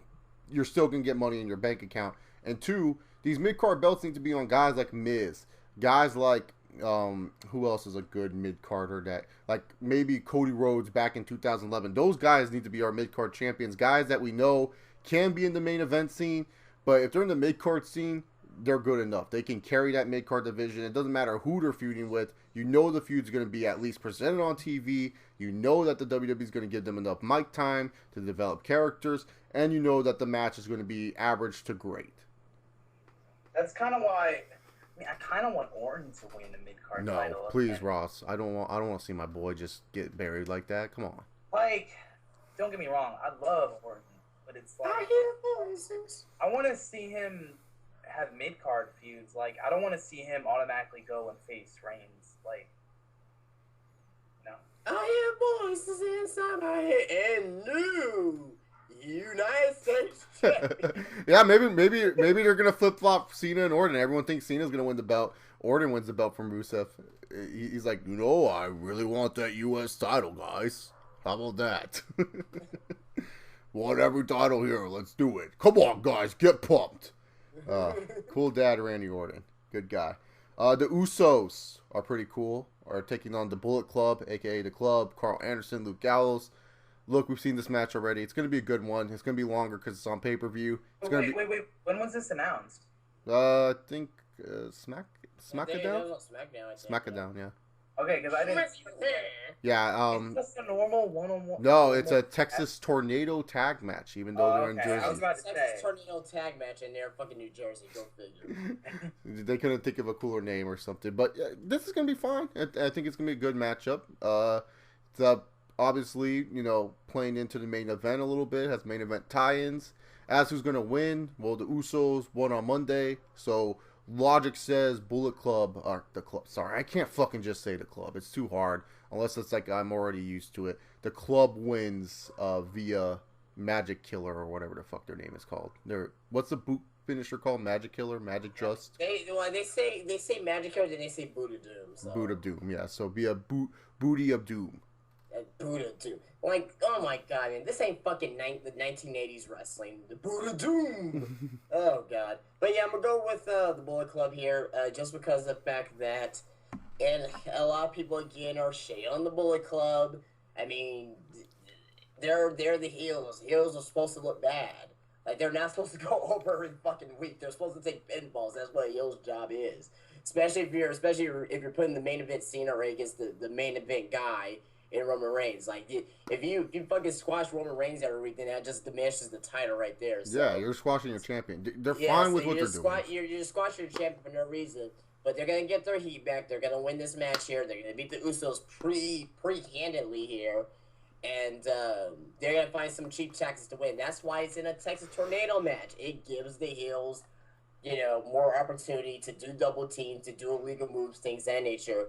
If I'm not mistaken, Texas Tornadoes are automatically no disqualification as well. Yeah. So, I don't know. WWE may still fuck it up because they're like, oh, no, Michael Cole will make sure to explain the rules 5 times before and during the match. Yeah, okay. Well, if it is no DQ, then, I mean, either way it goes, the club is going to win the match. But if it is no DQ, it'll make more sense to have it like that, because they get to use a steel chair or put them through the table or trash can, some cheap way of winning the match. So, there you go. Yeah, exactly. Like, I'm pretty sure Michael Cole's going to say, like, on commentary, and if he does say this, I'm going to laugh. Remember, guys, this is a Texas Tornado tag team match, which means no disqualifications in this match. And then afterwards, like, he says it, and then one of the Usos or the club people use a chair. And remember, guys, it's a Texas Tornado match, no disqualifications. It's all legal, Michael. And all the toys are coming out. Man, this is great. Shut up, Byron. I don't know what Byron Saxon brings to the commentary team. Yeah, club is going to win pretty easily. Not really looking forward to the match because just feels like a match just to have a match. Like I think that it's more or less just to get the club on pay-per-view this time around in the match. Like, that's the reason why they needed this. Like, I agree. Like, they could have waited for the Usos versus club match, but it's not like I'd rather see the club face the Usos, who are probably I think still one of the better tag teams in WWE. I think one of the top. I'm gonna say I think the Usos are still the best tag team in WWE. I know everyone's gonna say New Day, everything like that. Yeah. I think the Usos are still the best tag team. Like, they can work with anyone. They put on pretty solid to great matches with almost anyone. They're nothing there in the character department. It's not their fault. I was about to say that. It's not. But they still are really good hands. They still. That's why I say they're our tag team of the PG era. Everyone likes to say New Day is, but, like, to me, it's the Usos. Like, the Usos are always the guys featured in major storylines and stuff like that. So, whether it is, they're related to Roman Reigns or not, still, I still think they're the best tag team in today's current WWE. They can wrestle with almost anyone. Speaking of Roman Reigns, are they called the family now? Ohana. Like, no, are they called the family now? Like, they've been using that for the past couple of weeks now. They're a family. Are they not really a faction, but like kind of like when they get together, they're gonna be called the family? Yeah, because remember Roman Reigns says sometimes the one needs the all. That was so goddamn dumb. I'm sorry. I like Roman Reigns and everything. Yes, I said I do like Roman Reigns. I like him and everything, but it seems like he just, like, you can just tell when he's just fed in a script. he doesn't try. He just doesn't try. Like, instead of just being genuine. That's why I like the Usos, though. I know, they have no character, but they're themselves. Like you know what I mean? Like whenever you watch like anything else, like when they're doing like normal interviews, it's like they're actually doing a promo. It's like that's how they actually talk to each other. It's like it's fascinating. I don't know, but I don't know. I just find that funny. Yeah, I know everyone's probably gonna shit on me for thinking the Usos are the best tag team. Look, New Day's number 2 for me. Okay, if that makes you guys feel any better, but I just feel the Usos just overall like put them with anyone. They put on good matches. It's not that hard to kind of look at it, and I feel like they are like more reliable than the New Day on certain things. Like I feel like the Usos, you can rely on them to do certain things that the New Day can't, and thus feuding with the club. So yeah, club wins. Speaking of New Day, they defend their tag team titles against the Vaudevillains. Sorry, Vaudevillains, you have no chance in hell to win this match. New Day are going to win, and that's just pretty much it. Look, I already know who are the next tag team champions. It's going to be the Shining Stars. They're the next tag team champions. I'm calling it. You guys are going to say, no, Chase, you're wrong. Look, the Shining Stars, they're going to win those tag team titles, and I'm going to be marking the fuck out when they do. Me too. Yep. So, but there's a number of scenarios here. I'm agreeing New Day is going to win. I can just cut that short. But I do want to say that, just for argument's sake, with the Vaudevillains end up winning the tag team titles, this will bring a perfect feud coming back with Enzo and Cass. That will be a fucking perfect feud going into SummerSlam and have Enzo and Cass to win. But that's my dream scenario. I don't think that's going to happen, but yeah, I believe that New Day is going to win, and Shining Stars are going to win too. Total elimination! They do the total elimination! Oh my god. When they did, because I know we're probably not going to end up talking about the Shining Stars, I fucking marked the fuck out on Raw. I immediately tweeted Joey Styles saying, total elimination! Amazing. Yeah, no, I like Primo and Epico. You know, they could also bring in Carlito. That's what everyone's hoping and praying. I don't care if they bring in Carlito or not. I'm on the Shining Stars bandwagon. I actually enjoy both Primo and Epico as workers. They're fine. You know, what made me sold on the Shining Stars is I actually saw a character from these fucks. I didn't know these guys can cut these great promos. What the fuck? Those fucking especially Epico. Epico never said shit. Yeah, he never has. And now he's this smiling, like, arrogant prick. Like, all right, he's got something. Yeah, he's good. Like, I like him. Like, Epico it's so amazing. If you look at Epico and Primo, how long they've been with the company, you'd be surprised. Epico's been there since like late 2007, I want to say, under developmental. They've been there for a very long time. But is it just me? Maybe it's he always been like this. But has Epico got like he's a little more pudgy now? Yeah, maybe. Just me? Maybe a little bit. Maybe he's. It's not like overweight, but like you can tell a difference. No, I don't think it's more pudgy. I think that's more of he's visiting Adam Rose's doctor for some medicine that helps him get bigger. I don't know. So don't trust that doctor. I mean, I like a lot of people don't really like. I think a lot of people that are against the gimmick is like, oh, they're Puerto Rican, but they're acting like they're Puerto Rican. Well, who gives a fuck? You know what I mean? Like who gives a fuck? You don't get mad at Hacksaw Jim Duggan for being American. Yeah, he's Canadian. Okay. I think a lot of people are also kind of like, well, this is their third time being repackaged. It's gonna fail. That's what I've been seeing on like all videos. I don't know why people are thinking it's going to fail. I think this one is actually better because like the first time they tried to do a heel stuff, let's face it, the tag team division was not as good, and it was just kind of like lost in the shuffle. Like they were just kind of like SmackDown jobbers, and then later on, the Los Matadors, they already freaking hit the nail on the coffin on that one because they had to bring in a fucking miniature bull. That when you bring in El Torito, and not really defending WWE in regards to that, but they were in deep doo-doo of PG era. Like that was like probably like the most PG part of the PG era was during that particular time frame. Oh, what was going on around that time, Justin? Do you remember? In what was it, 2013-ish? Yeah, and when they came in. And also who was running for Senate that year, buddy? Oh yeah. Yeah, you guys know when the company gets bad. When the Linda Santa campaign is going on. That's when like, we get the worst. I mean, like, there was still 2013. I don't know. I don't even know what to think of 2013 as a year. Like, I mean, you had WrestleMania. Fuck, wasn't that 29? Yeah. Yeah, yeah. That explains it right there. Never mind. That's why I kind of stopped watching a little bit, actually. Because remember, Abraham Washington got fired because he said, "Vote for Oh Linda or my you God! die." Yes.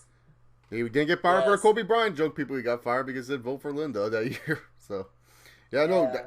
that's the thing. It's like, like 2013, like Los Matadores, man, like they were screwed in the beginning. Not only because, like Dustin said, PG WWE, but when you bring in a little fucking midget, WWE is not going to pay attention to the actual guys.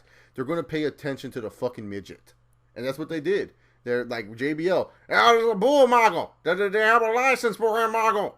He's not running around like a wild animal, Michael. Someone has a cage of Michael. Like, shut up. Talk about the Los Matadores. What about Diego and Fernando? More the fucking match. Yeah, exactly. So. But at least we got WLC out of it. Oh yeah, WLC. I don't care what anyone says. One of my favorite matches. It's That was awesome. such a great match. If you guys haven't seen it, just watch it and appreciate what these little dudes do. Like, I think everyone was surprised by that fucking match. I think that's why that match is so good, is because everyone expected this match to be total shit, and it ended up being one of the better matches on the card. Yeah, that was amazing. Micro Cole, yeah. Yeah, I seen some people they like on their YouTube, like the reviews. They're like, oh, WLC. They put WLC in the title, like a thumbnail was like from the WLC match. Like, what? Amazing. Great stuff. WLC was awesome. I don't know if this is gonna be awesome. Ambrose versus Chris Jericho in an Asylum match. Dispute started because Chris Jericho beat up a plant named Mitch, and then Dean Ambrose beat up a Jacket. And what the fuck is going on, guys? These are two main event level guys, and we're giving them a Perry Saturn and Raven feud. Freaking Al Snow and Big Bossman feud. This is what we're doing with Dean Ambrose and Chris. That's what my problem with this is. I don't mind if Chris Jericho and Dean Ambrose have a feud. That's fine and dandy. They should have a feud.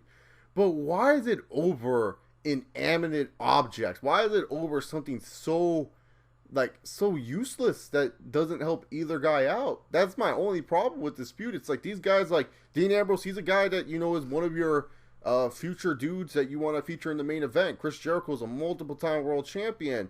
He can help people get over, but I know Jericho, he's probably going to go on his podcast and say, well, my feud with Dean Ambrose, it was fucking great. We got a plant and a jacket over. Like, cool, Chris, that's awesome. But guess what? You're not getting the main guy over. Dean Ambrose. That's the guy that needs to get over here. Dean Ambrose, he's over to the extent where people like him, but he's not over to where everyone can get behind Dean Ambrose by that nature. Because, I remember when people were trying to tell me Dean Ambrose is more over than Reigns. Really? That's why in Canada, Triple H got cheered out of the freaking building. Now, granted, Toronto did cheer for Triple H to beat up a retard named Eugene back in 2004. Granted, they did that. But still, Dean Ambrose is just not that super duper over. Like the crowd likes him, they get behind him, but he's not that over where it's like, hey, he needs to be world champion. Just giving him the world title is just so that way we can say, oh yeah, all Shield guys have won the world title. That's the only reason why you would give him the title at this point in time, at this point of juncture. If he would have won the title last year around this time, I would have been fine with it, because I felt Seth Rollins, he could have used a short break from the world championship, and you could have done some interesting stuff as Dean Ambrose as a champion for 1 month, 3 weeks. That's fine. It's not going to hurt anyone. It's not going to kill anyone. But Dean Ambrose now, it's like you're not getting him over. You're getting Mitch the fucking Plant over. Mitch the Plant, an inanimate object. Sometimes I question wrestling fans. They like to come on here and say Roman Reigns is boring and shitty. The fuck, you guys like Mitch the fucking Plant? What's Mitch the Plant doing? All Mitch the Plant does... Don't be disrespecting Mitch the Plant. No, I am. Mitch the Plant, all he does is photosynthesize. He had a lot of character in his short time span. What character? All he does is sit there and photosynthesize. Well, his three moves are fucking amazing, actually. Seriously, WrestleMania 33 should be headlined by Mitch the Plant and freaking Triple H's Sledgehammer and Moppy. It's the only way. And little Jimmy as a special guest referee. They just all sit there in the middle of the ring. Yeah, dude, why not? Nothing moves. It just gets to the time limit. Like the 10-minute, like let's say I have a 10, 15-minute time limit. It's a draw. Oh my god. Yeah, little Jimmy calls it as a draw. So there you have it. That would still be better than Michael Cole versus Jerry Lawler wrestling. Oh, 100%. That'd be fucking amazing. No, but that's my only problem with this is like it's not Dean Ambrose and Chris Jericho wrestling. I don't have a problem with these guys wrestling. I just have a problem with what they're feuding over. It's just like it's just something that I don't feel like helps Dean Ambrose any because let's face it, Chris Jericho, he doesn't need help. Chris Jericho can show up and be like, I want a title shot. And it's like, yeah, okay, cool. You're Chris Jericho, get a title shot. Dean Ambrose, he comes out there and goes, I think I need a title shot. Like, who the fuck are you? Like, who are you, Dean? I need to know. And so, I think this match is going to be fine. I don't think this match is going to be terrible unless, like, somehow, some way they make it terrible. I don't think Jericho or Ambrose are going to try to make it terrible. I think it's whoever the agent is working on this match. I think this is going to be a fine match. I just don't like the feud, and maybe that's why I'm kind of turned off from this match. But we all know, I don't know, this is WWE for you. Chris Jericho, everyone was like, I call Chris Jericho winning at WrestleMania. Thank you very much. I told people it was going to happen, and no one believed me on that. So thank me for that call. So maybe Chris Jericho pulls off some bullshit here, but I think the Ambrose Asylum walks out, and he wins. Well, let me ask this question first, because we didn't ask this question. When was the last Ambrose feud that was actually good? Because I can't think of one to memory. Seth Rollins minus the end? Yeah. Probably that one. And how long ago was that? Almost 2 years. Yeah. So that just explains. And I'm not saying that, it's Ambrose's fault, but it's like, man, whoever's running shit for Ambrose needs to stop right now, because all these feuds that he's been involved in have been in result of him losing, or him looking like an idiot at the end, or him not getting anything from it. Yeah, like the Brock Lesnar feud. What the fuck did he get out of it? Right. Now, for the match itself, I'm actually a little bit excited for the match itself because it's a different gimmick match. Oh, yeah. I'm a gimmick match whore. I mean, I like to see anything that's new. Now, the only thing bad part about it is because they did show us the 2x4, barbed wire 2x4. We know that's not going to be used. Why show it if it's not going to be used? Don't tease it if it's not going to be used. It's not going to be used. Don't fucking show it. Just put a 2x4 there. I'll be cool with it because that's more likely. But if it has barbed wire wrap around it, nah, it's not going to happen. Mm-hmm. So I am a little bit excited about that. I didn't get to see how high the stanchion was above the steel cage, because I don't know, like in the future, if they do this match, if they can do spots from it, kind of like the Ultimate X or whatnot, how they have it. I don't know if y'all saw the stanchion over the cage. Awesome. So maybe if they keep up with this idea with this match, if this match does become over, that's probably potential spots in the future. That's just me thinking out loud right now, but overall, I think this match, I want to say this match is going to be pretty good. But yeah, what the fuck are they feuding over? It's like Dean Ambrose stole fucking Chris Jericho's Hot Pocket, and fucking Chris Jericho steals his fucking burrito, his microwave burrito, and they're feuding over it. No, that was my Hot Pocket. No, I had the ham and cheese. No, this is a pepperoni. No, like it's like what? No, why are y'all feuding over this shit? Why are y'all feuding over fucking plants in a jacket? It's like why? It makes no sense. You know what I mean? Like I don't mind it if this wasn't the main focus of the feud. Do this because of other things involved in the feud. Yeah, and it's like, I mean, really, think about the feud overall. Let's start back from what was like the night after WrestleMania, it was like the night or 2 nights after or 2 weeks after WrestleMania. Yeah, 2 weeks after. You know, fucking Jericho's show becomes the Ambrose Asylum. What happens after that? They have their match. Now the Ambrose Asylum is dead because of the whole Mitch the Plant situation, you know, being broken over Ambrose's head. Then what's Ambrose's response? Oh, he comes back, he rips up a fucking jacket. Whoop-de-fucking-do.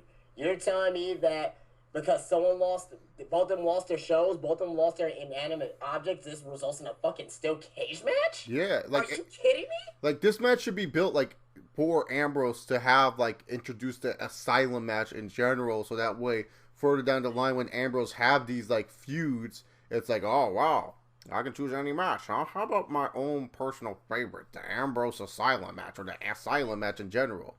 It is beyond me right now on the writing of WWE.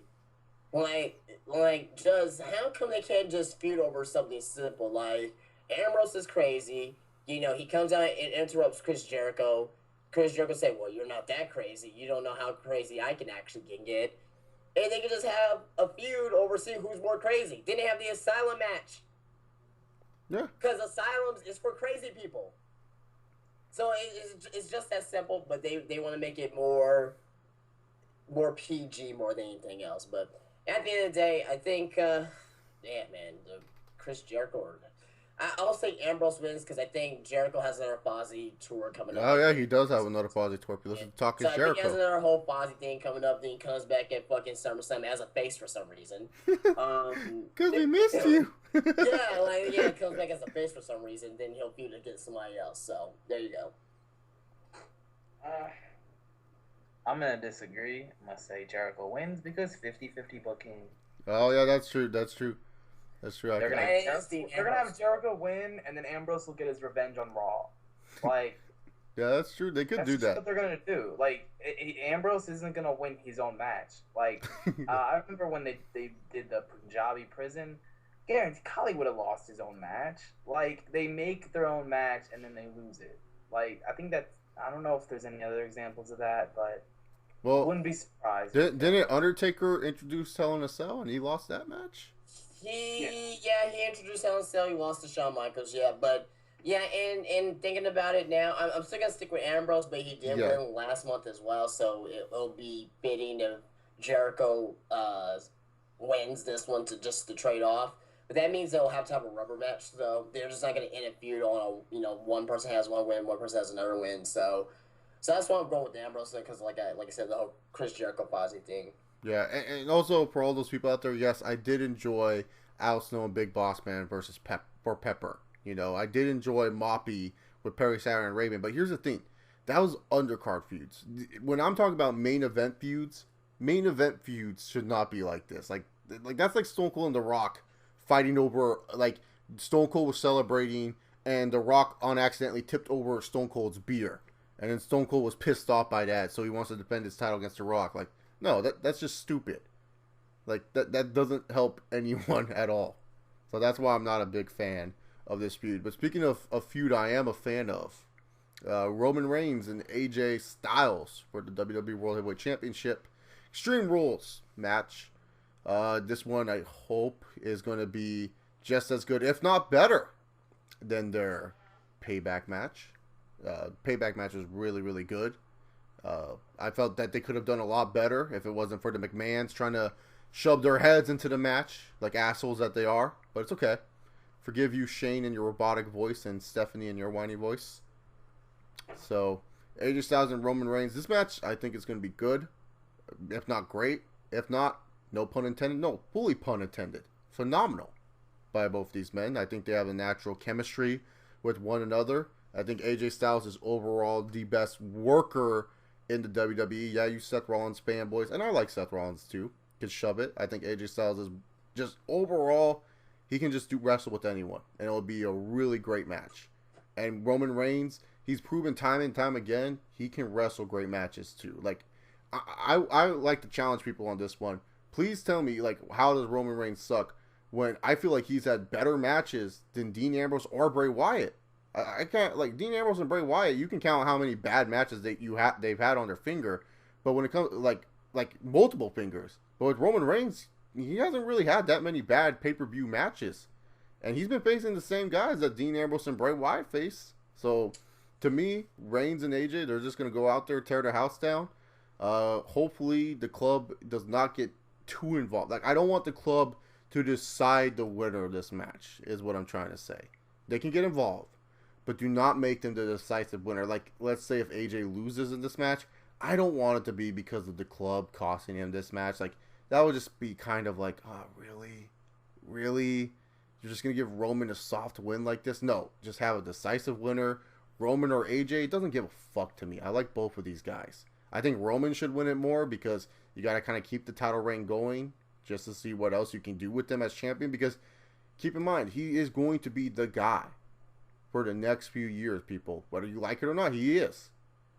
And I'm just saying that when it comes to Roman Reigns, you have to build up that one title reign that people are going to remember. And if you can't get that one title reign out of him, then it's going to suck. Because if this guy goes on and he keeps on winning the championship after holding it for only like a couple months, it's not going to get him over. He needs to have a long title reign to get over. And I feel like there's enough quality guys to get Roman Reigns over as a champion, and even when he becomes a chasing champion. I feel like Roman Reigns can do it. I just feel like right now it's more of like people boo Roman Reigns because it's the hip and cool thing to do. I don't think he sucks as bad as what people like to make him out to be. Like, I don't understand where this, like, it's just, he's amazing, Roman Reigns. Like, it's just amazing, like, not overall as a performer, but he's amazing in the fact that it's so funny when it comes to Roman Reigns because he is, like, so curious to talk about. Like, there's not really exact reason why people hate him or why people like him. I just like Roman Reigns for the fact that he's simple and that he's effective. But then a lot of people will tell me he's not simple and he's not effective with his movement and they think he's not that good. And then later on I counteract and it's just so amazing. It's like both sides can't win. It doesn't matter what you say about Reigns, how good he is or how bad he is. Both sides can't win. There's always going to be differing opinions about Reigns. But I think Reigns, week by week, he's winning over the fans. I think AJ Styles was the right guy to feud with him because he's going to have good matches with him. He's going to be able to have good promos with him because, let's face it, AJ, he's not great on the mic either. But week by week, I feel Reigns keeps on getting better and better. And I think more fans are going to start liking Reigns near the end of this year. I feel like it's possible. Don't say it's not possible, Chase, because I remember after TLC and in Philadelphia, out of all fucking places, Roman Reigns was like the coolest guy on earth on that show. Everyone was going batshit crazy for Roman Reigns when he won the title. So the only guy that wasn't going crazy was a guy wearing a New Day getup. That should tell you something. I wanted to say something real quick about the title reign. Reigns is the type of guy I think that definitely needs a longer reign. You don't want to put him in this transitional kind of champion like an Edge. Edge was always a transitional champion because he never had the belt that long. He always had short title reigns, but he was a heel. As a face, your faces need to have good longer title reigns. Like at least for their main first, to get over kind of reign. Like they need to have a good solid reign of 4 or 5 months, something like that. Like Seth Rollins had the reign, so I don't see why Roman Reigns can't have the reign. And Seth Rollins' reign, it is what it is. You either liked it or you didn't like it, but at least they kept him as champion. No matter what course people thought it was, they kept him as champion. And that's what you need to do with Reigns, whether people like it. Like, for me, the Rollins reign started out well. It was just the later bookings of the Rollins reign, which was really getting annoying. And then WWE had to throw me a cock tease that I thought Sting was going to walk out as champion. That to me, what hurt Rollins' reign the most, is when you're going to cock tease me Sting going to become WWE World Heavyweight Champion. I want Sting to win. I don't give a fuck about Seth Rollins at that point. Like, fuck him. He can go do whatever the hell he wants. I want Sting as my champion, and the fact that they didn't give that to me, it kind of left a bitter taste in my mouth. You don't cock tease us with Sting, okay? You just give Sting the belt. I don't care if he has a broken neck. He can just vacate it the next night. You've done it so many other times. So, yeah, maybe that's it for me. But I have Reigns retaining the belt for sure. Justin, what about you with this Roman Reigns and AJ Styles matchup?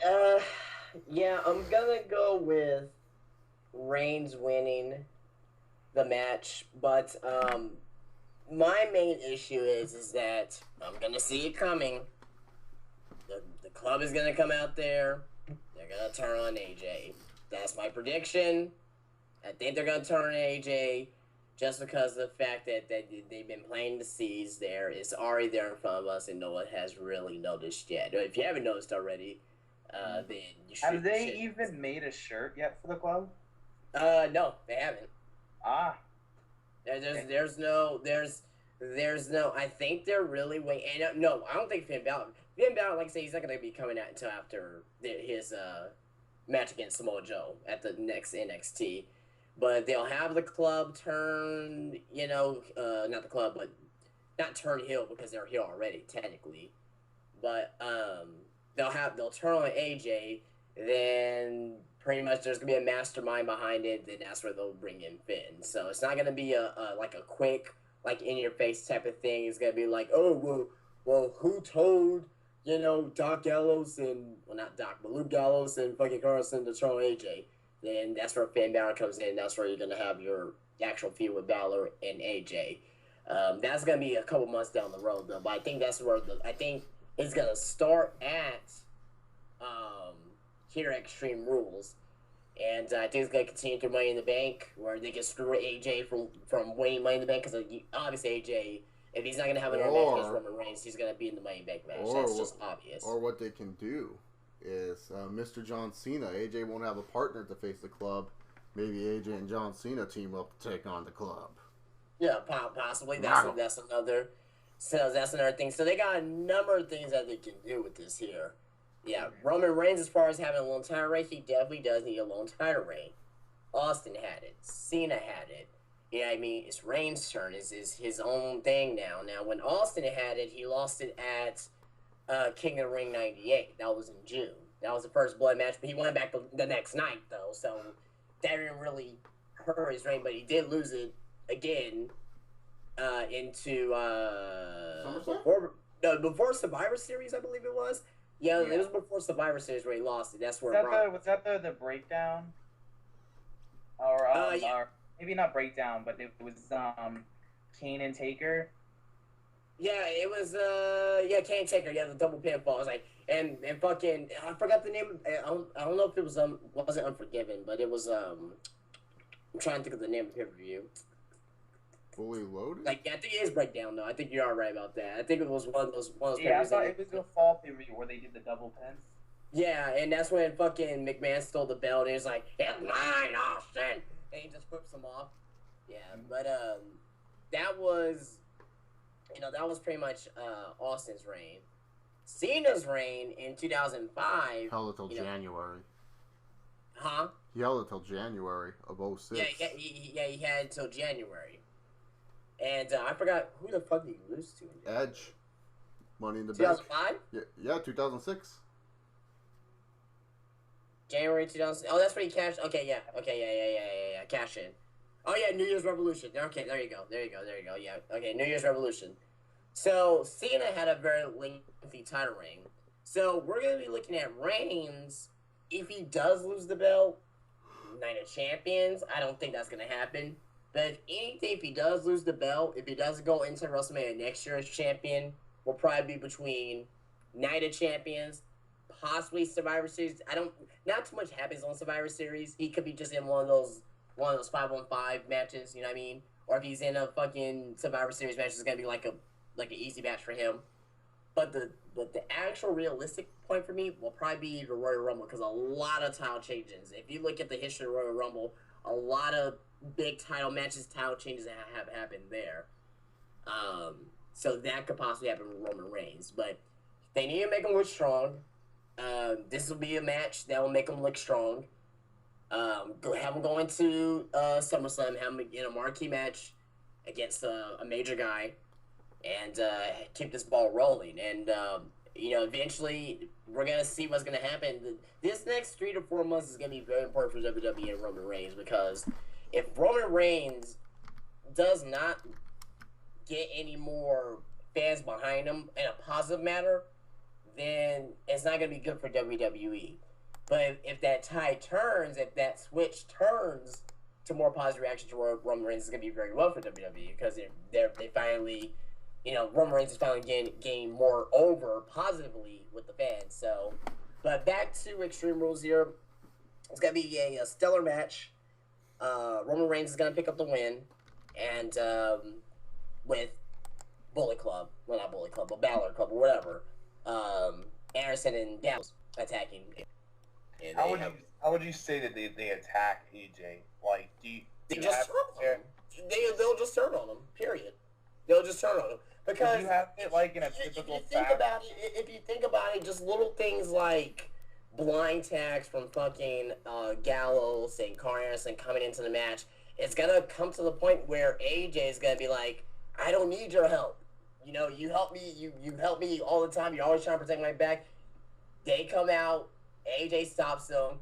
They're gonna feel disrespected. They attack them, or not like not so much of a brutal attack like chair shots. Well, that could happen too, but just like a right hand fist, maybe a couple stomps, things of that nature, and then Roman Reigns picks up the win because Roman Reigns ain't gonna care what the hell's gonna happen. He's not the type he's not like a John Cena type where he's gonna be like, oh, are you okay, man? Like, no, it's not gonna be anything like that. He's just gonna pick up the fucking pieces and take the win. I kind of smell like they tend to do with these kind of turns, like they make it seem like they're all grouping together and then somebody gets blindsided. Well, yeah, and that could be one of those things as well. But I think what AJ is gonna do, because AJ even in interviews, like even like the first couple of weeks, he's like, I don't need your help. I don't need you to go out there tonight. You know what I mean? And now it's gonna come to the point where it's gonna be like, I don't need your help. You know, why are you out here? You know, I got this match under control. And of course it's gonna come to the point where fucking AJ is in control of the match. You know what I mean? Like, and they just come out for no fucking reason, which doesn't make no fucking sense. And he's like, no, I have the match. They you know, either they distract them or they attack them, whatever the case may be. But there's gonna be some type of turn, in my personal opinion, because like where else do you go with this whole AJ and the club thing if AJ's still gonna be the face? They're not gonna turn AJ heel. So they need to split up in some fashion. They're not gonna turn AJ heel whatsoever. You know what I mean? And Gallows and Anderson, they're heels, so they gotta do something. Yep. At this event to screw up AJ. Yeah, because like if AJ does turn heel and he does win the title here, start the trumpets. LOL Cena wins at SummerSlam. Just saying.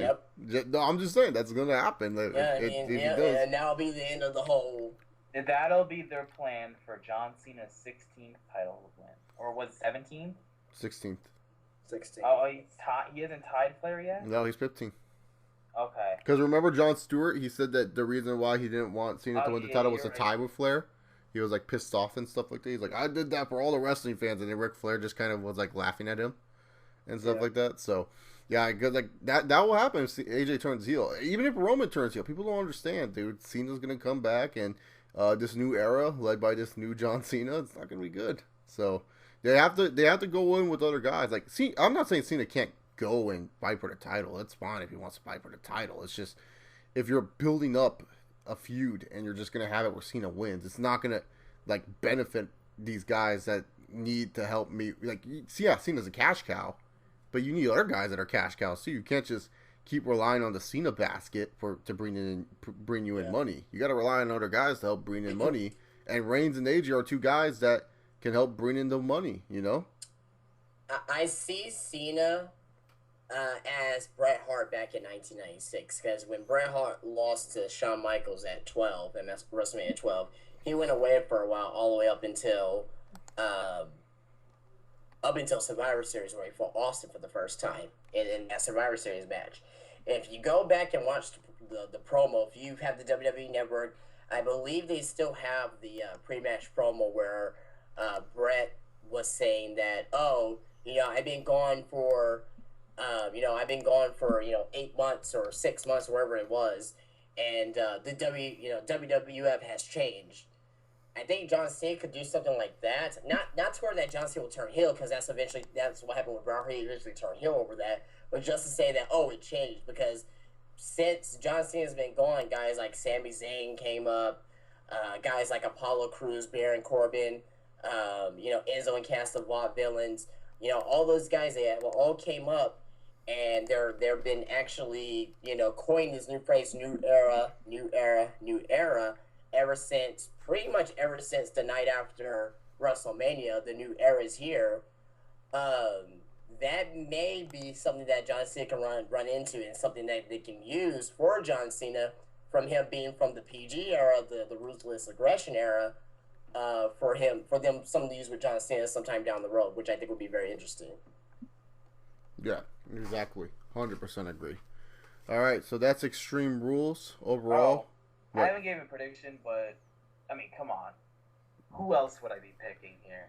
Roman. My boy, Roman Reigns. Yeah, we all picking Roman Reigns. We all Roman Reigns fans here. And I agreed. If you couldn't make it out, I agreed that Anderson and Gallows are gonna turn on each other. Oh yeah, exactly. They're gonna turn on him. That's what they're gonna do. Some way somehow. I hope it's just not like they're the decisive factor. You know, like they're not the main factor why AJ loses. Yeah, they can do the turn, and then Reigns can still hit his spear to solidify it. Yeah, not just where Reigns is like, and he just goes for the cover. Like, why? Like, no. You know, it's just like he just like crawls for a cover because he can't. Like, fuck that. Oh my god! So I saw this ridiculous meme just now on Facebook. Some kid posted a meme of AJ Styles' style clashing Roman Reigns, and it says for Ambrose, for Bryan, for Triple H, for Bray, for the fans, for wrestling. What the fuck? Fuck is that? Yeah, for Triple H. I thought Triple H was like IWC hatred. What? Just because Triple H like is running NXT now, y'all love him? Like, the fuck is wrong with you people? No, they love NXT Triple H, but they hate main roster. I don't know. People were actually behind main roster Triple H. I think everyone was actually down to see him bury people. I think because like I remember like I asked would people mind if Triple H buried Seth Rollins, and a lot of people said no. A lot of people were actually okay with it, which surprised me. So I guess Triple H. I think people finally realized the importance of having a guy like Triple H on the roster.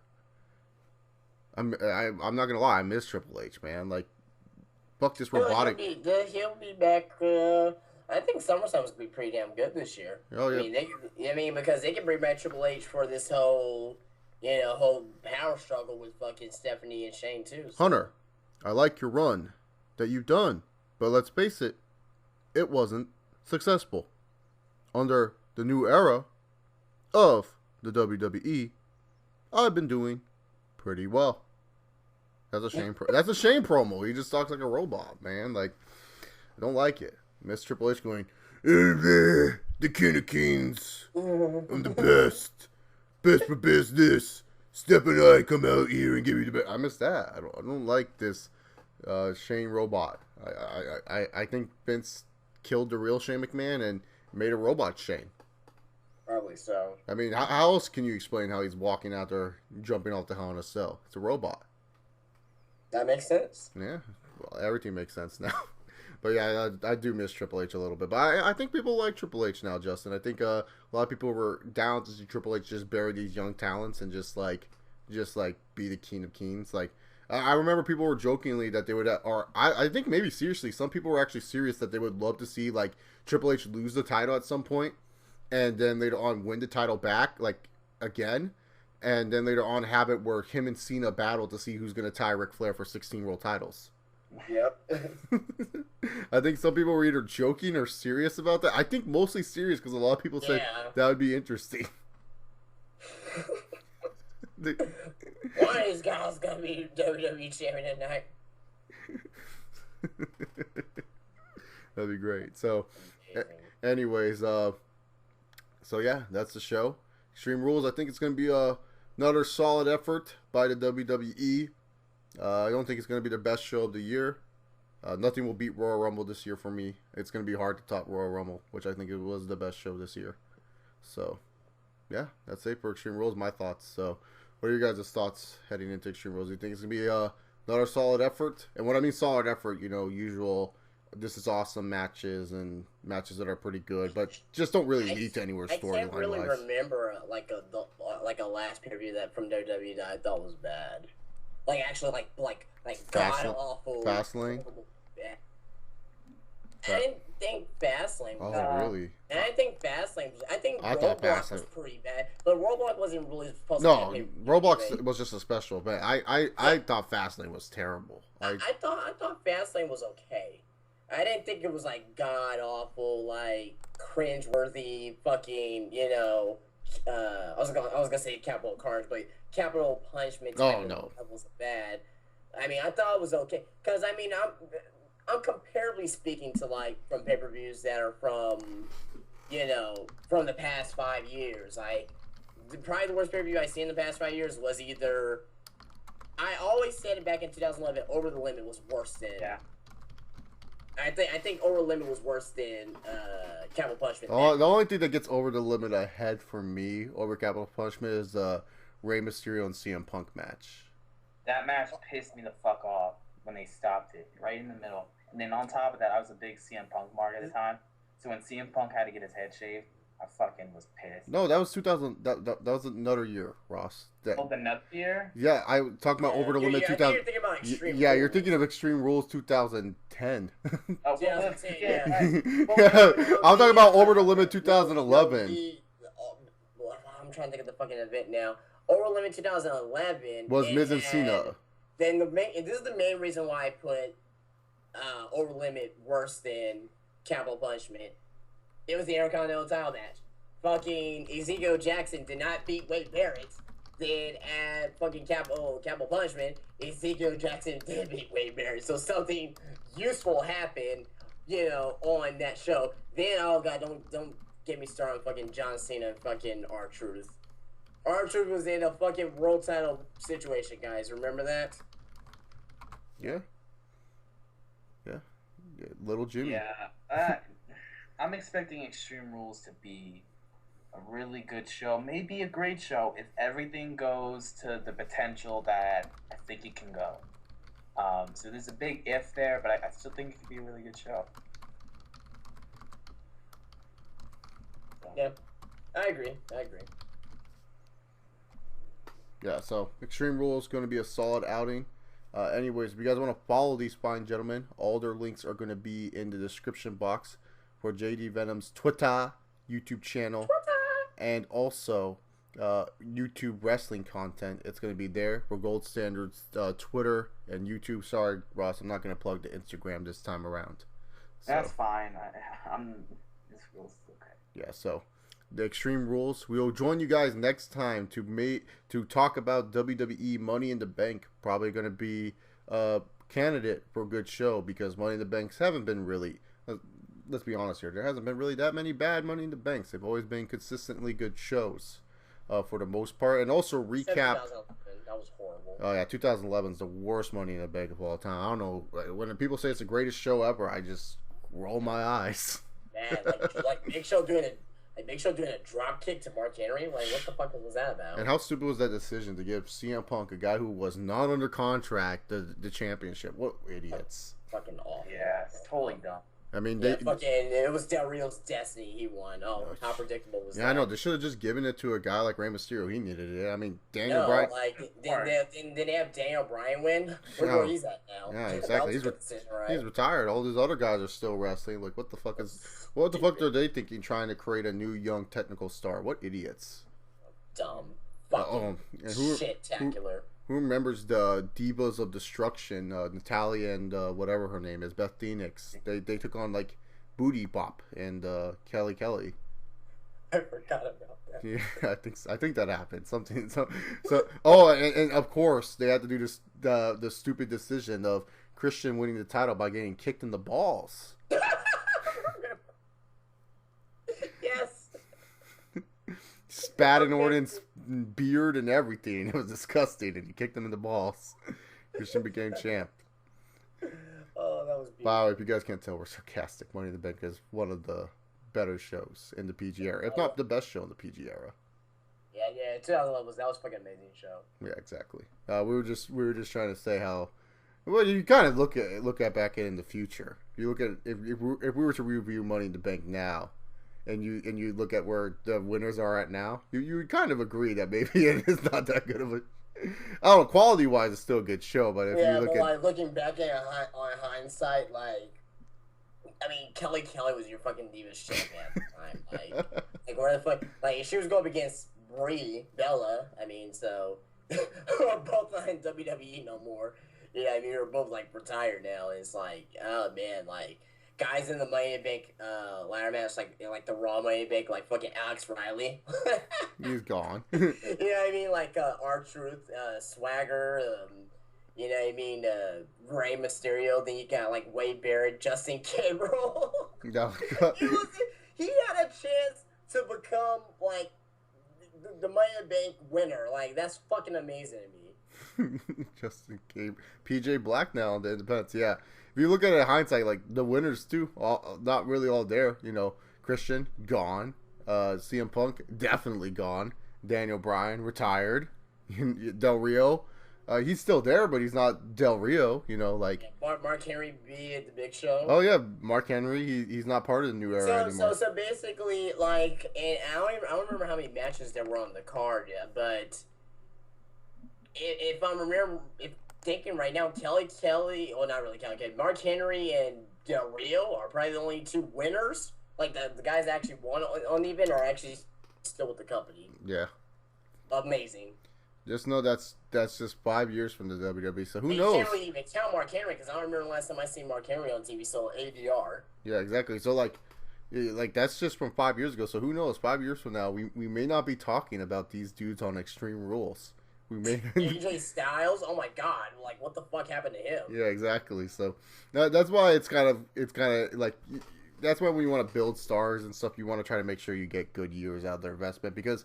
Yes, even though we're tired of Cena and his BS, it's always nice to know that like when you go back in 2009, there's John Cena, still being John Cena, smiling, saluting, no towel, but he's still there.